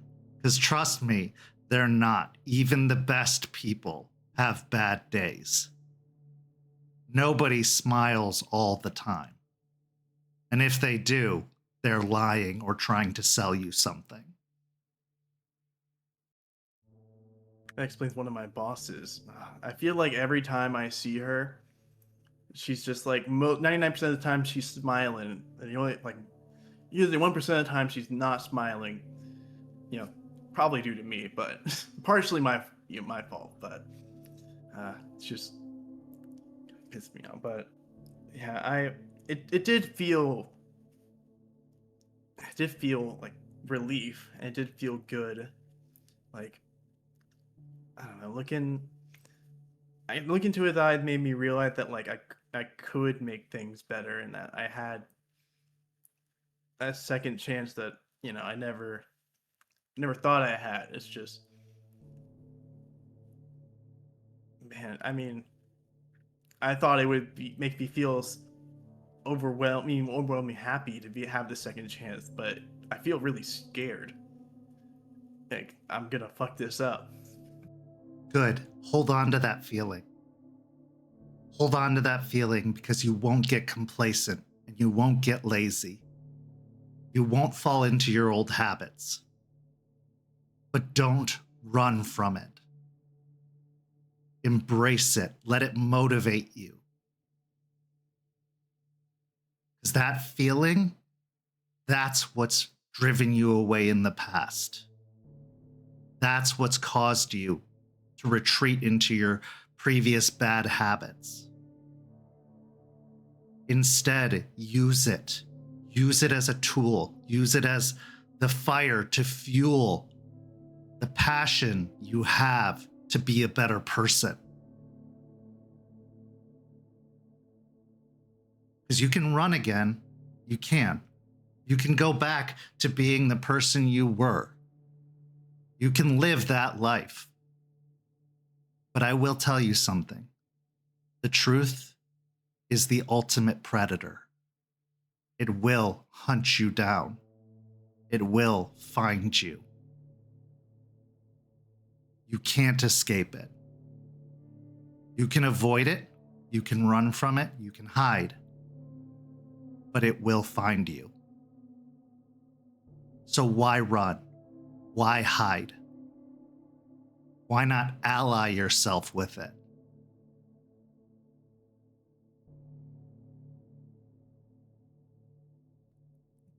I mean, considering that I just had a single mother hunt me down across states to find me,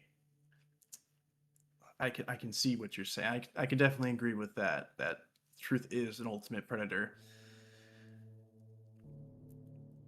I just kind of sit up at this point, looking almost like visibly exhausted by this conversation.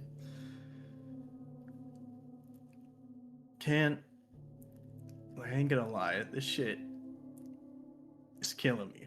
But can I complain to you right now about this asshole coworker that I have? Please. There's this, so as I kind of said earlier, like there's these two chicks I'm kind of getting, friendly with. There's another chick that's like kind of psycho behavior, weirdo, and then there's this one dude that's a kiss ass. But there's two chicks, but I thought both of them were pretty chill. But one of them, their name's Delphine. She turns out I found out that she was just being friendly with me because apparently the boss told her that she had to, help me become a better employee, like help me become a better person. At least that's what I've heard, that they gave her the assignment to like help me out to make, try and push me in the right direction, which, kind of fuck, because I thought that, she was showing me things. She was like saying that she wanted me to trust her and want to build that trust, and told me things that apparently she didn't tell anyone else, or tried to help me out. And like even I even like an idiot protected her from shit, and put my neck out for her and tried to help her out. And I just found out that apparently this is all just because now I know the truth, that she just did it because she was told to do so. And now I feel like a fucking idiot because I did all this shit for someone who is just using me for, their own benefit, because they got, a nice little reward after, apparently my boss seeing me be a better person. I guess a better worker. Well, first, that must have hurt to hear. That must have been very, very painful and frustrating to hear. And I'm sorry that you had to go through that. It's very hard to put our faith and feelings and trust into someone and to feel betrayed by them, to feel like it was for nothing. Can I ask you a few questions? Sure, fire away. I will say that the other chick, at least so far, haven't done anything too fucked yet. So at least I still have one coworker buddy. So at least That's have good. that. That is good. Question 1. Did it help? What she did it help you? She was one of the people that I talked to about the stuff with the kid. I mean, the advice was good. I mean, when the baby mama first came in, she was, I don't know what got in her, but she was like pissed. But after that, she, surprisingly, didn't call me the deadbeat that, I was, which kind of shocking, most of the time. Anyone kind of hears about that stuff, the first thing they're going to do is, why did you do that? You're such a bad person. And they, surprisingly didn't. And it kind of threw me off guard, just the idea that, like, I guess people can believe in me. Crazy shit, I know. So it did help. Yeah, it did. Second question. Have you ever done something nice for somebody for your own selfish reasons?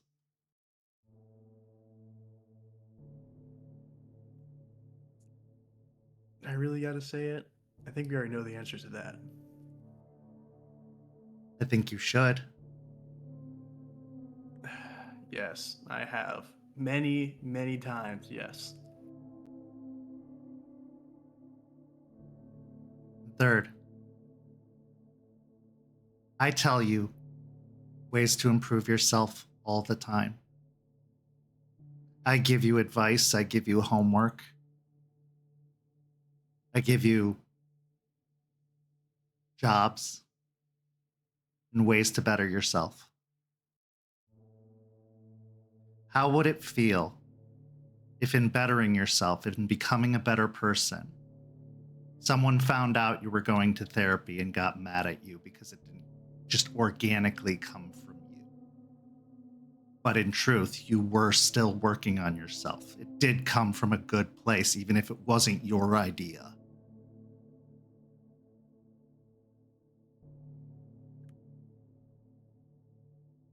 I don't know, man. I'm not saying you shouldn't be hurt or mad, but you should get over it. Because at the end of the day, who cares what her reason was? It worked. You got better. So whether it was for her own selfish reason or not, it worked. It helped you. You got something out of it. And she didn't have to. At the end of the day, she could have done nothing. But she didn't. She still helped you.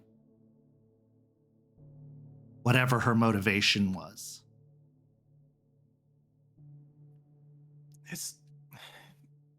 I kind of like I have like one hand kind of on my hair, kind of like scratching my head, kind of like, grabbing at my hair a little bit, kind of squeezed in.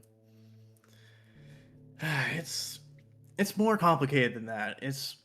I wish I wish I could give you all the details, but I can't. But she kind of had to, because she needed that benefit for herself in order for her to get what she needed to get done. So it feels like I don't know. I just would have. She could have fucking told me, I guess that's the thing. She could have told me that's what she was aiming to do, and we could have worked on that shit out. But instead, she just kept it hidden from me this whole time, and even like coyly suggested at it once before when we were hanging out after I asked her about it. So she like directly lied to my ass. So that's just the frustrating part, and that's like, and they get on me for like in the past for doing that shit, for being that kind of guy. But then they can do that shit, and it's not a problem, and I just kind of like grab, like ball up my fist, kind of hit into the couch, and I just look around. I'm breathing heavy. You're right to be angry, and you're right to be hurt. Again, I'm not saying you can't feel those things. I'm not saying it's wrong to feel those things. But consider this. Maybe she couldn't tell you. Maybe if she did tell you, she couldn't accomplish what she was trying to accomplish. Maybe if she had told you, it wouldn't help. You wouldn't listen. Maybe all the progress you'd be making would have been for nothing if you'd found out it wasn't coming from an organic place.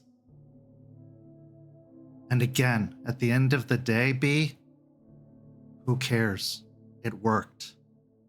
This is about your journey. This is about your healing. And when you are in a place to talk about it, when you are feeling calm and not feeling like punching anything, maybe you should just ask her. Give her that chance. Because again, she didn't need to help you.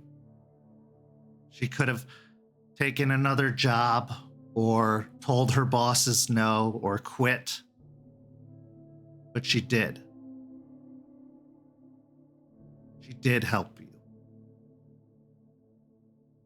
I don't fault the people who painted my walls because they got paid. It comes with the territory. I'm still grateful that they painted the walls. And they did a good job doing it.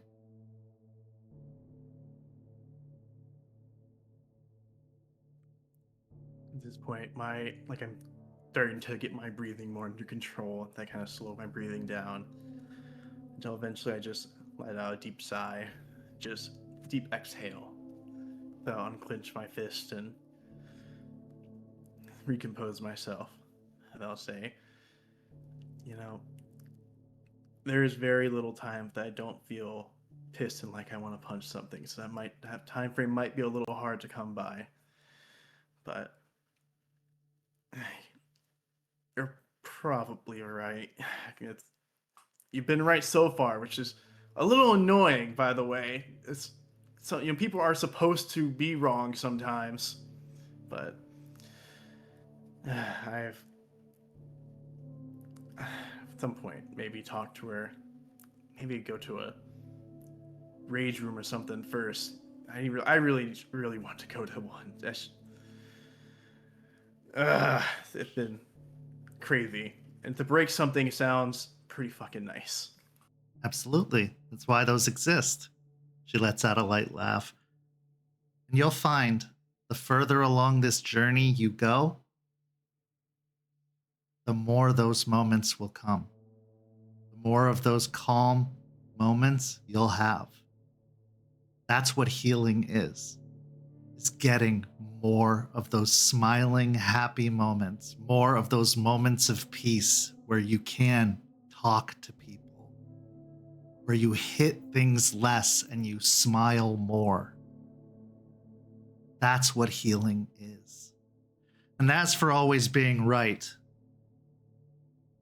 one, I went to school and paid a lot of tuition to be able to say these things. And two, there are a lot of things I'm wrong about. I assure you of that. But this, I'm good at what I do. We need to hang out more so I can see you do more of those wrong things, okay? Because I need to know that you're human, all right? I'm starting to think that maybe something's going on here. Well, if that's the case, why don't we go to the club? Shit, don't have to tell me twice. Hold on. And I just get up and look, kind of wipe wipe myself down. All right, where are we heading tonight? I think Castle's a good start. Sounds great. She stands up and grabs her bag. I have to swing by home to change, but then we can head out afterwards. I'll give her a nod to that, and I'll just be like, I'll meet you there. I'll be waiting outside. I mean, the line's long enough already, so okay. Sounds great. I'll see you there. As the two of you head out, what's going through Forge's head after this conversation with Heather? There's definitely a bit more peace right now in my mind, as there, before it was just a lot of thoughts kind of jarbled together and emotions that I feel like I can't quite express, not feeling super comfortable around most of the pack to be able to say these things, especially after what happened with Delphine.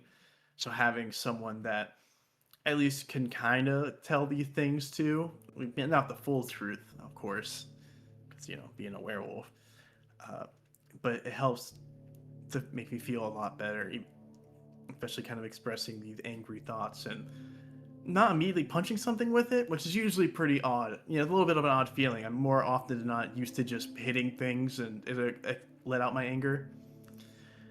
And kind of having a dangerous little tiny amount of hope inside of me that maybe things will turn out well. Maybe we can make this work. Maybe I don't have to be a failure.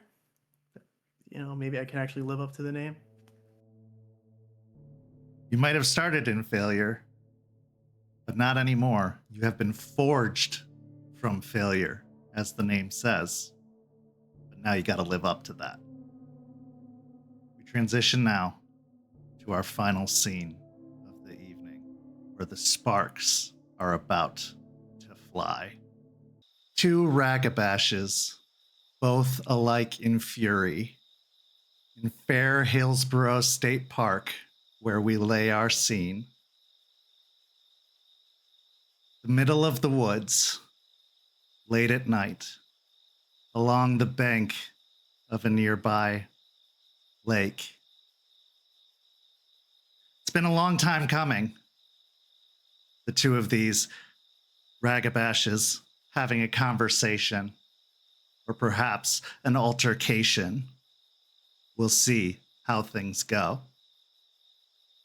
A mentor and a protege stakes her claim in Juniper. A lot of words unsaid. A lot of vague hints mentioned. What's driven these two apart? What's caused the divide? It's really unknown, because it's been a slow divide. Something has caused the two to separate. The two that were the closest bonded of this entire group when they first arrived in Tampa. But as the pack has grown stronger, the bond between these two has grown weaker. And as Delphine mentioned but a few weeks ago, she was supposedly Stakes' favorite, to which Stakes replied, "I have no favorites," which was a surprise to the ears of those listening.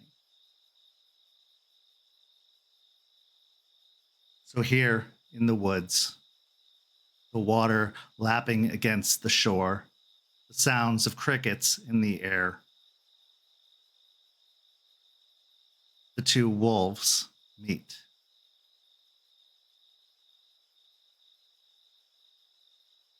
Stakes, the red wolf, pauses, assessing Juniper with a sniff, before slowly shifting into her Hamid form and going to sit upon the log that is often Juniper's safe spot, her hideaway.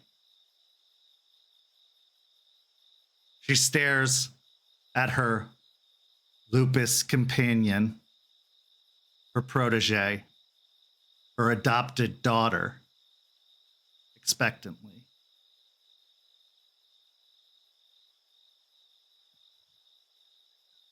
I shift out of lupus form and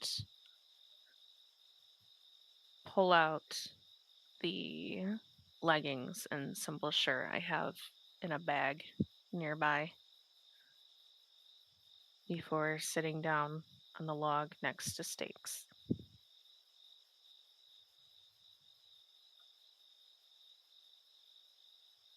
I look down at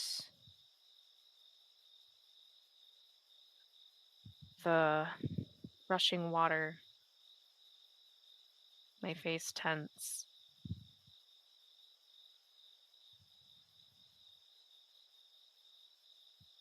Trying to find the words to say.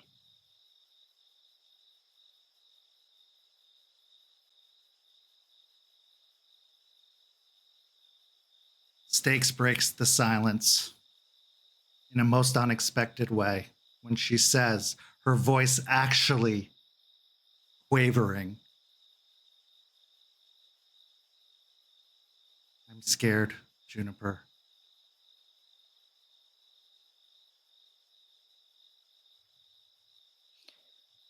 I look over at her, concern on my face, hearing her voice waver. What do you mean?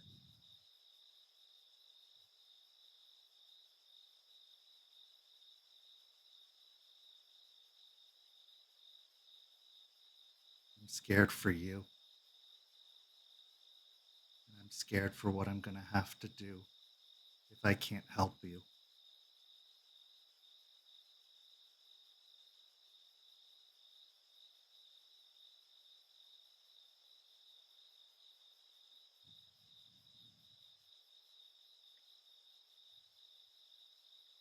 My jaw twitches as the weight of those words sit heavy on my shoulders.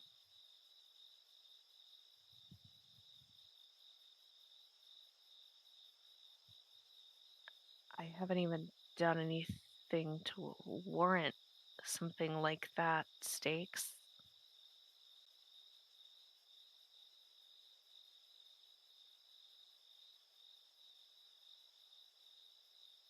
I went to the house, Juniper. I saw the cops there. I followed the scent of the blood.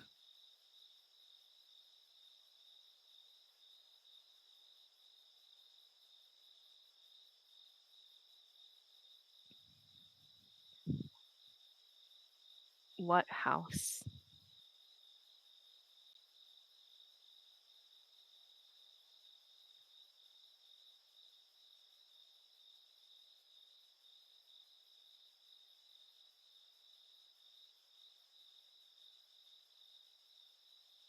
A man and a dog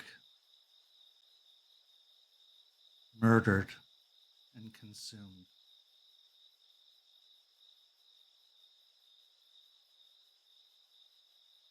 They say it was a wild animal. Little do they know how right they are.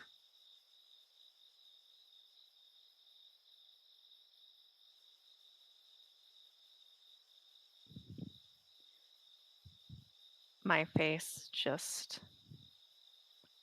drains of any color. And all the emotions in my eyes fade to emptiness. And I look back down into the water.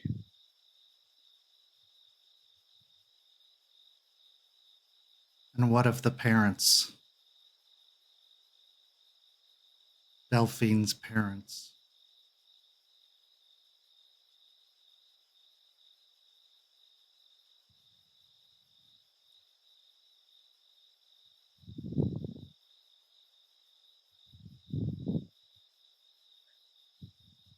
Did you eat them too?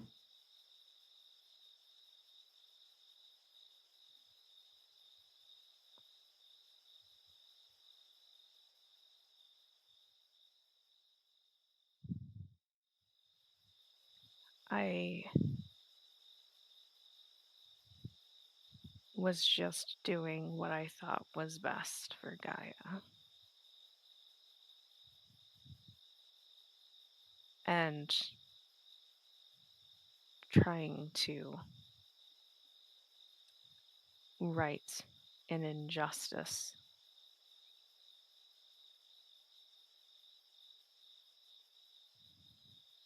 I understand. I understand that impulse. If it were just the killing, that I could understand. But you know our laws?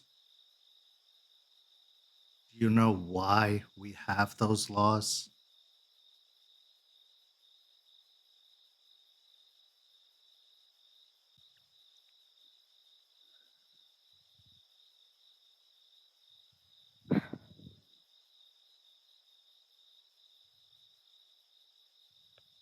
Not that one. No.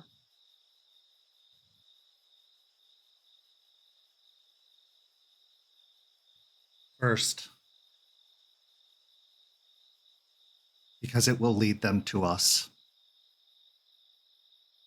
How many times can they explain a wild animal before they go looking and find that animal?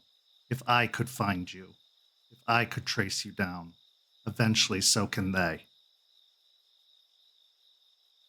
Secondly,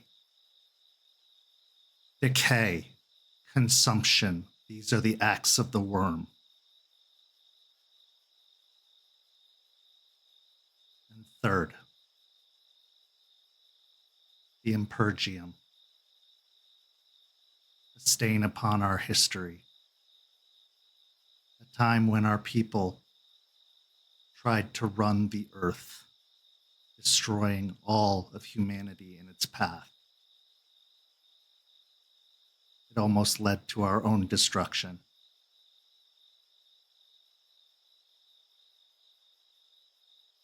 This is why Fenris wants you. And if you keep up this behavior, he will have you.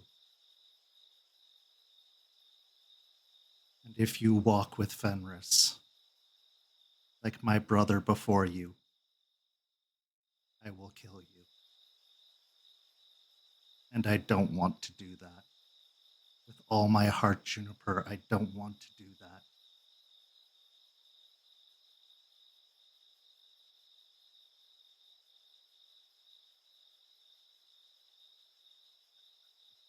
I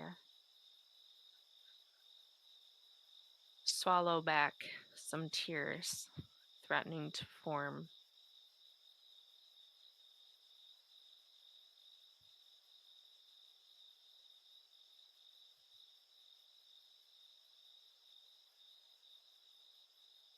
I'm not going to walk with Fenris. Stakes. I've already been working to fix that mistake. And Gorgon has made it very clear who I stand with.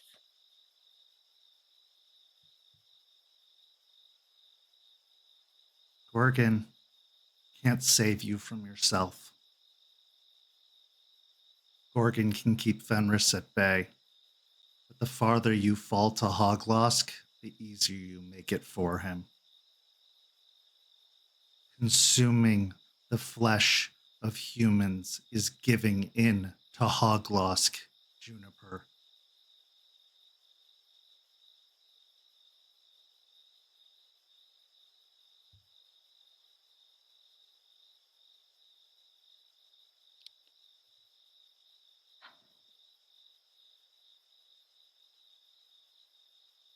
Thought I would be making it easier for Gaia. If I took on some of it.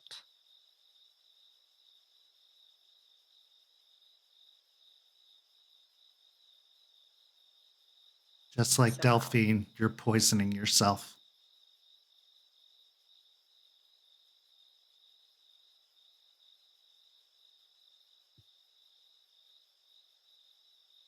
My food tastes like ash. Stakes.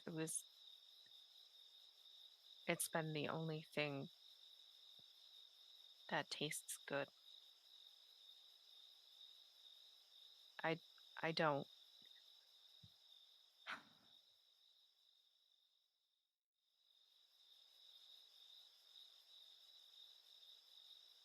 I don't really want to do it again. I've already been thinking about that night and what happened, and I talked with Gorgon, and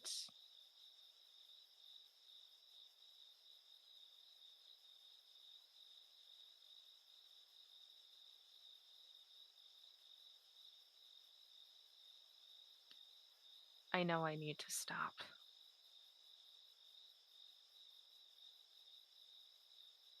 But sometimes it feels like I can't.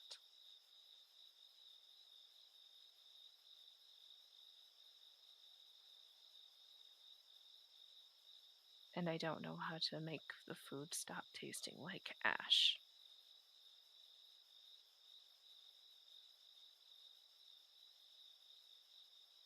The only one who can help you is the one you hurt the most.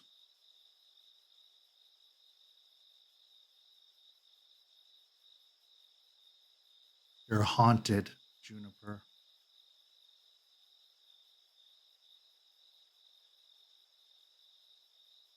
But I didn't do anything wrong. You took them inside of you, body and soul.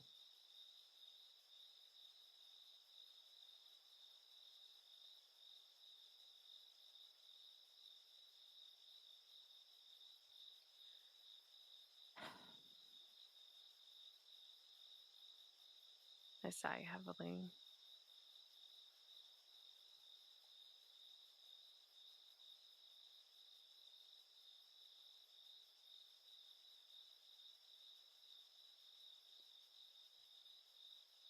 I'm sorry that my actions have put you in this position. That's not what you should be sorry for. You should be sorry to yourself, not to me.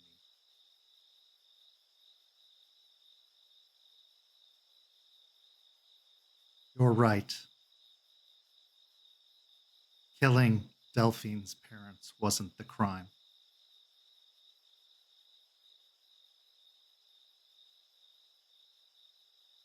Consuming them was. And not taking ownership of it since was.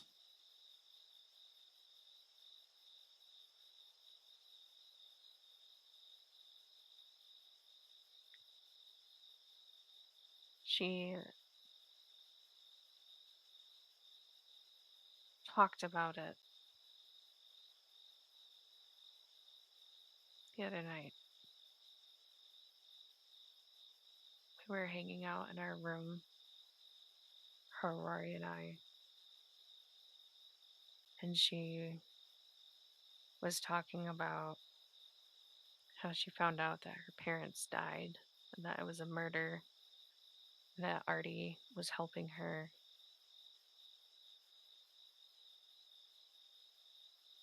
And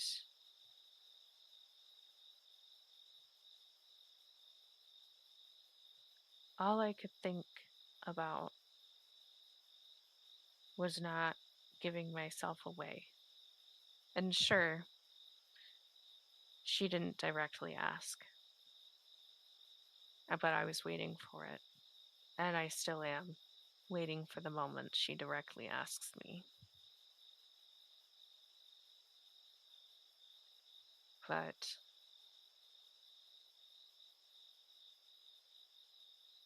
she somehow had a vision with me and saw something that spooked the shit out of her. And she told me that there's multiple paths for me and to not follow his or something like that, that he is hunting me. Fenris is who I think she's talking about.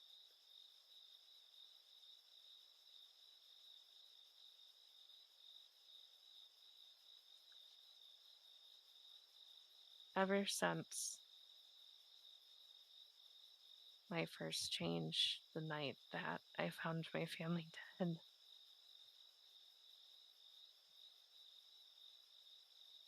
I've been hunting her parents. the two names that I remember most. And I don't remember all of that night. But I know that I killed the men who were hired to kill them. And I ate them too.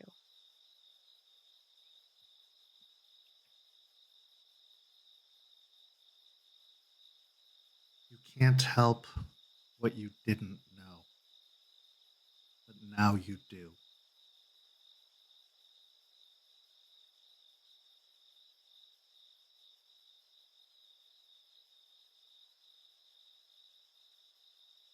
But knowing isn't stopping the need.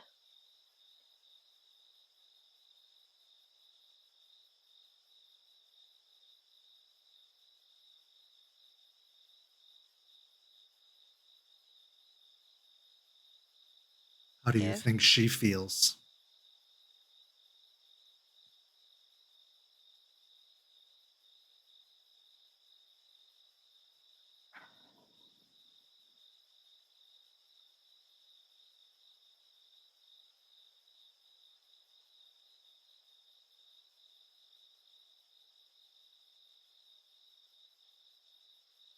Dead parents, addicted to something she can't stop.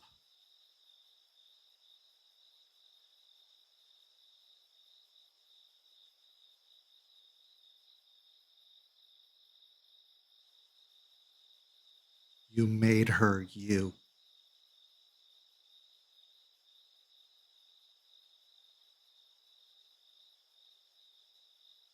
I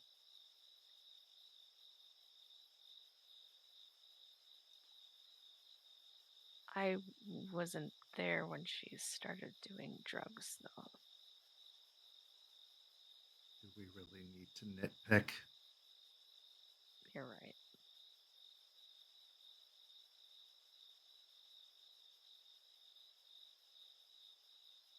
If you keep doing this, you are going to make many more versions of you.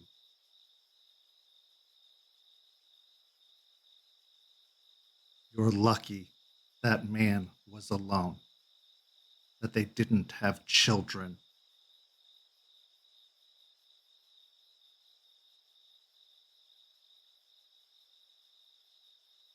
But what if they had?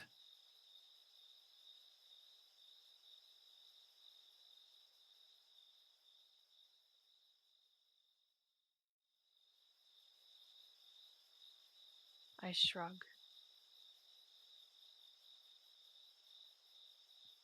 I might have hesitated. Something. I don't know.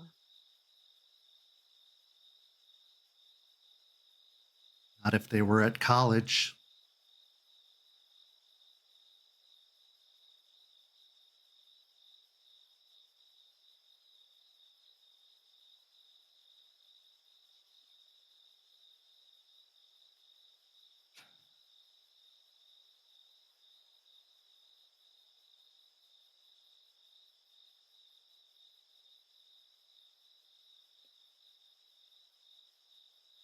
Would it make me a monster if I were to say I don't regret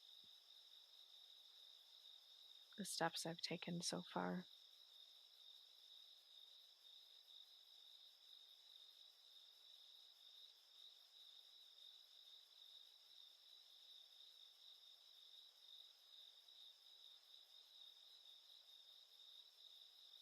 She looks out to the water,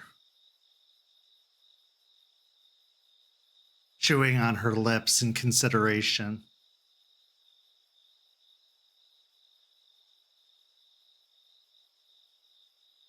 After a moment, she says,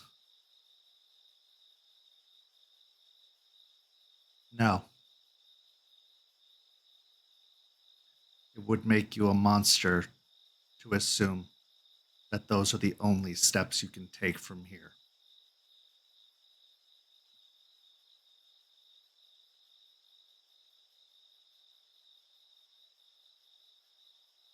Well, Like I said, I've been thinking a lot.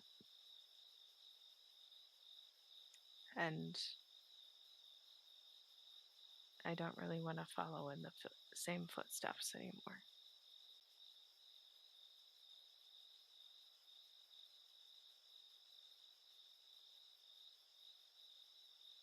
Thinking, wanting, and doing. All very different. You can start by not playing any more games. You and Delphine, this game you're playing needs to stop. You can't take this game to hell because they're not going to play it. They'll only use it against you. And if they are with Fenris, he will want you to play it.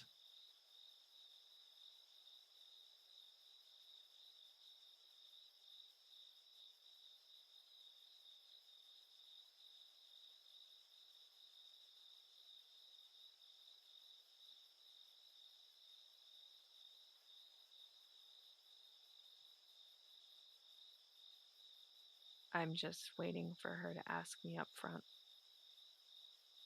to confront me directly. Why?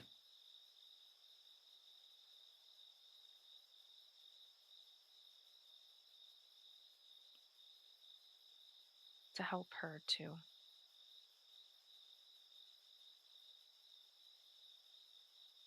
Take charge of the situation, Juniper, like you did when you killed them.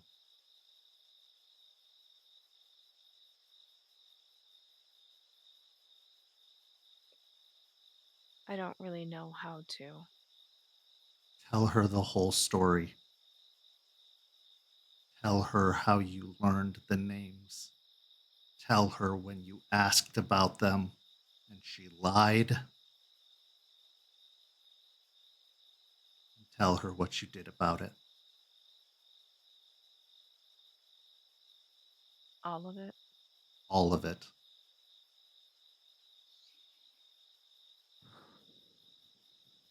At least she'll understand. And if she doesn't, that's on her. I don't know if she'll understand that I've eaten her parents. Maybe leave that part out. But you That's have why to I tell her asked. about the haunting.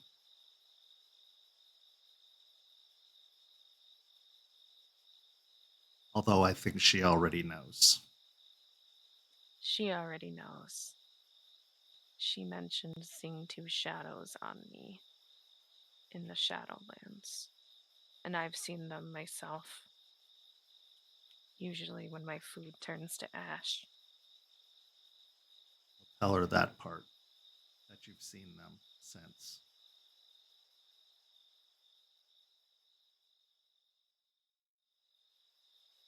She deserves to know. Because at least she can understand.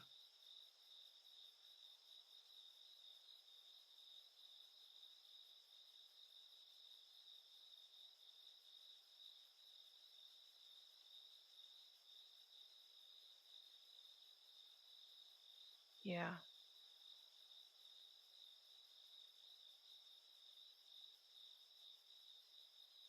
Now I'll just have to figure out a good time to do it.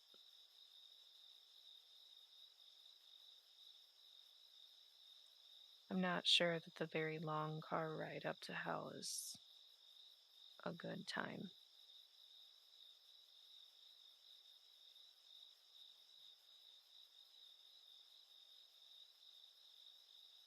We're making a stop at the rubble that was her home.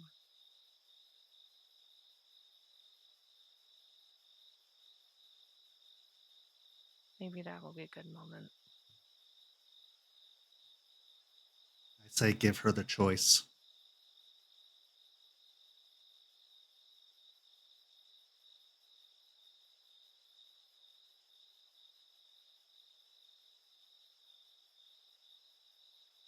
The least you can do. she does know, she'll know what to expect. Well, I also feel like this should be a private conversation and not one with the whole pack involved.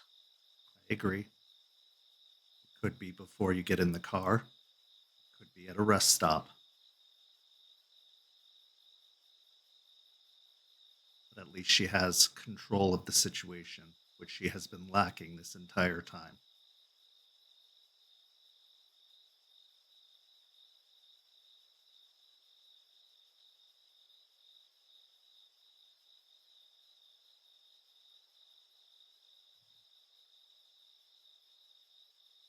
It's really hard for me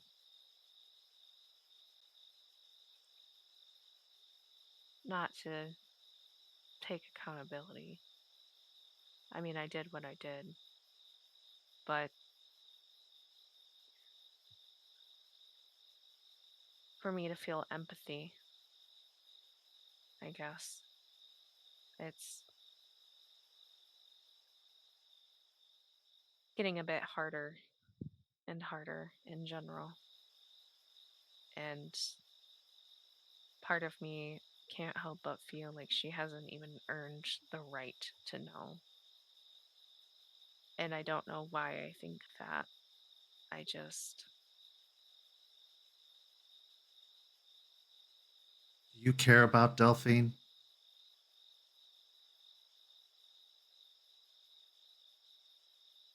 in a sense, yeah. I mean, I don't want her to die. Do you care about the rest of your pack?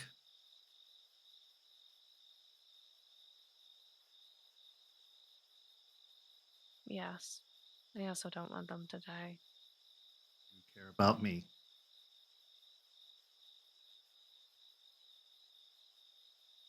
I care about you a lot, Stakes. And I love you, Juniper. Like you were my own child.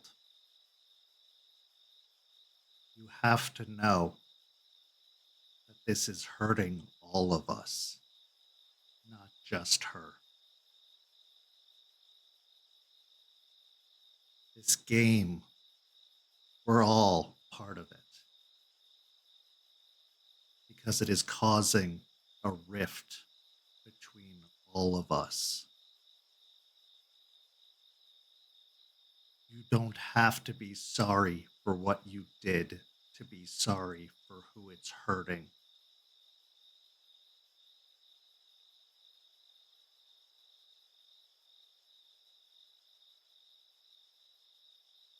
You don't have to be sorry for what you did to be sorry for not handling it appropriately afterwards.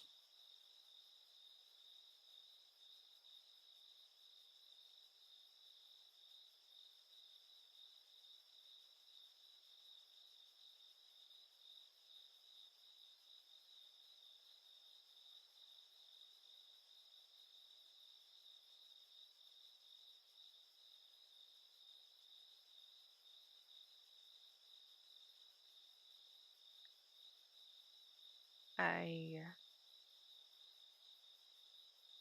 chew on the inside of my cheek as I mull over what Stakes is saying.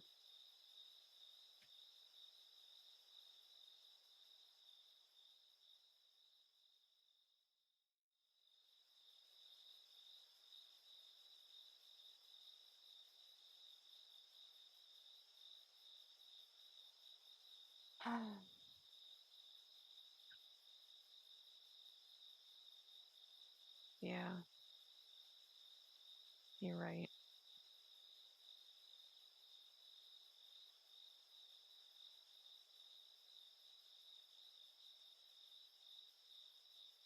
She deserves to know.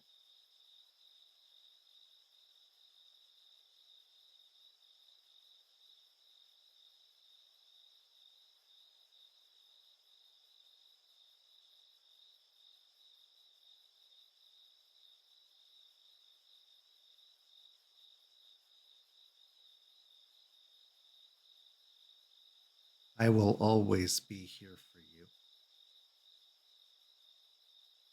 I know it will be difficult. You can always come to me. You have been doing this all by yourself, and I don't know why you decided to stop coming to me with all of this.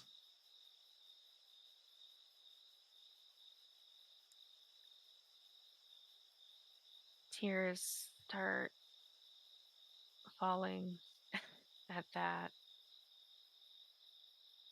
And I look at Stakes. I was worried that you would just straight up kill me or something if I talked to you about this, about eating people, about my struggles, about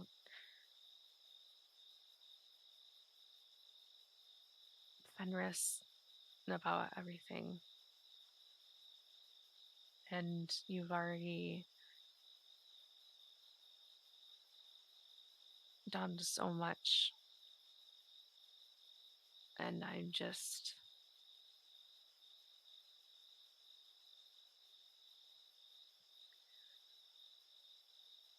been scared of this confrontation. And I was scared that you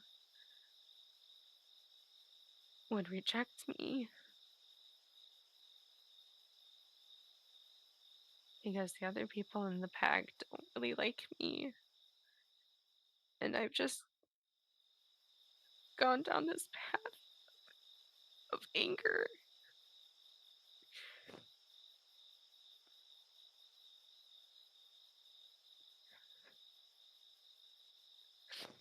And I don't want to anymore. I was just scared. And I still am.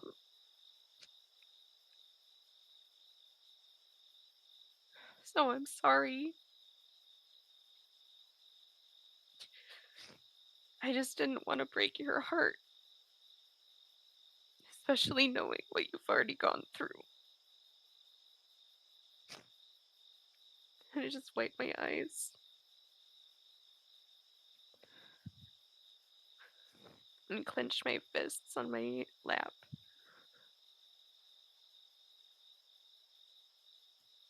Stakes reaches over and presses a hand against the side of your face.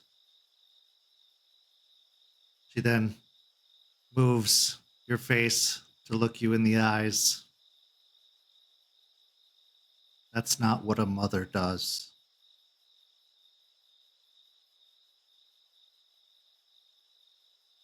I may get angry, but I don't stop loving you. Even my brother. I gave him so many chances. I begged him. I pleaded. And even when I had to do what I did, that's what broke my heart.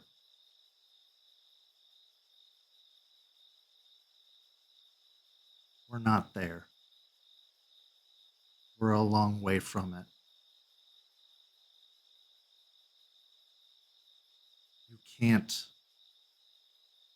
you won't be rejected by me.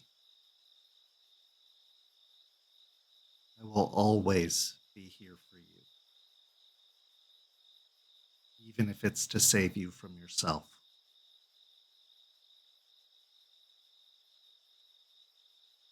I'm here to help you, Juniper. I'm here to guide you. I didn't pull you out of the snow so that you could die. I pulled you out so you could live.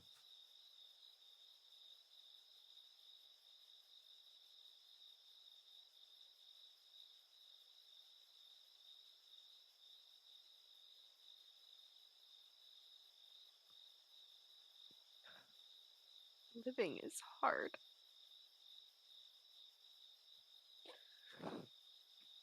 You know, this whole time I thought I was getting better. But maybe I didn't. Maybe I've just gotten worse. No. You're jumping back and forth like a rabbit. We hunt rabbits. Stop jumping. Pick a path and stick to it. I hope you pick the good one.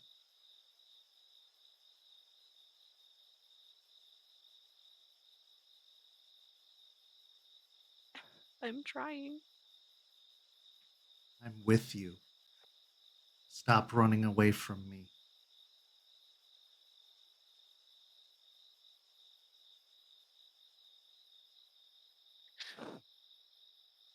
I nod my head. Okay. I'll stop running now. I'm so tired. She slides over next to you and wraps an arm around your shoulders to have you lean against her. Rest now. There's so much for you to do, but not at this moment.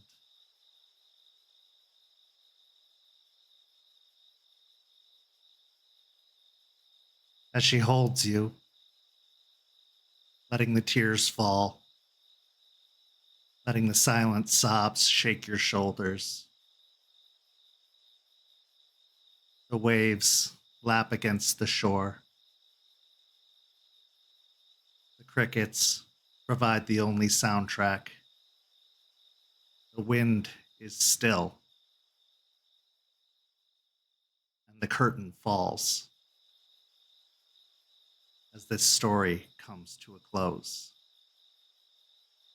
But not without one last scene.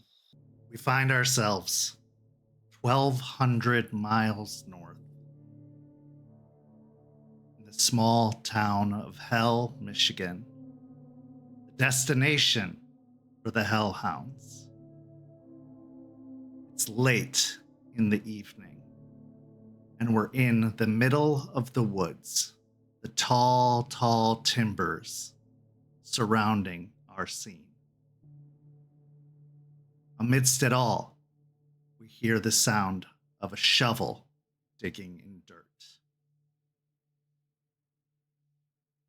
As we move through the trees, we come upon a slender silhouette.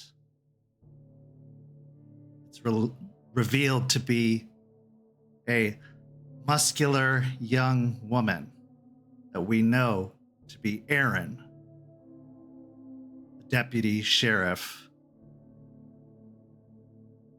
the Philodox of the Sept. She's just finished digging a very deep hole.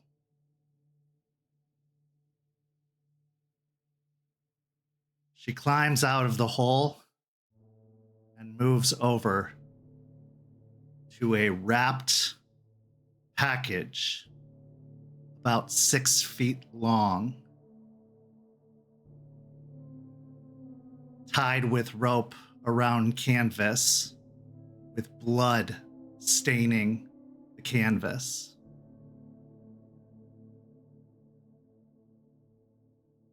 She drags it over to the hole, dropping it in.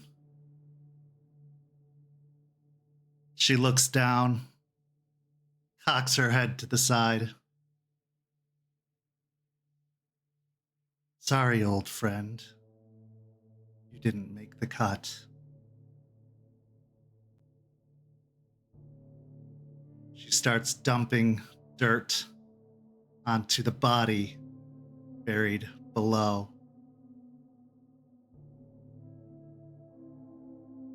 This is where our session comes to a close.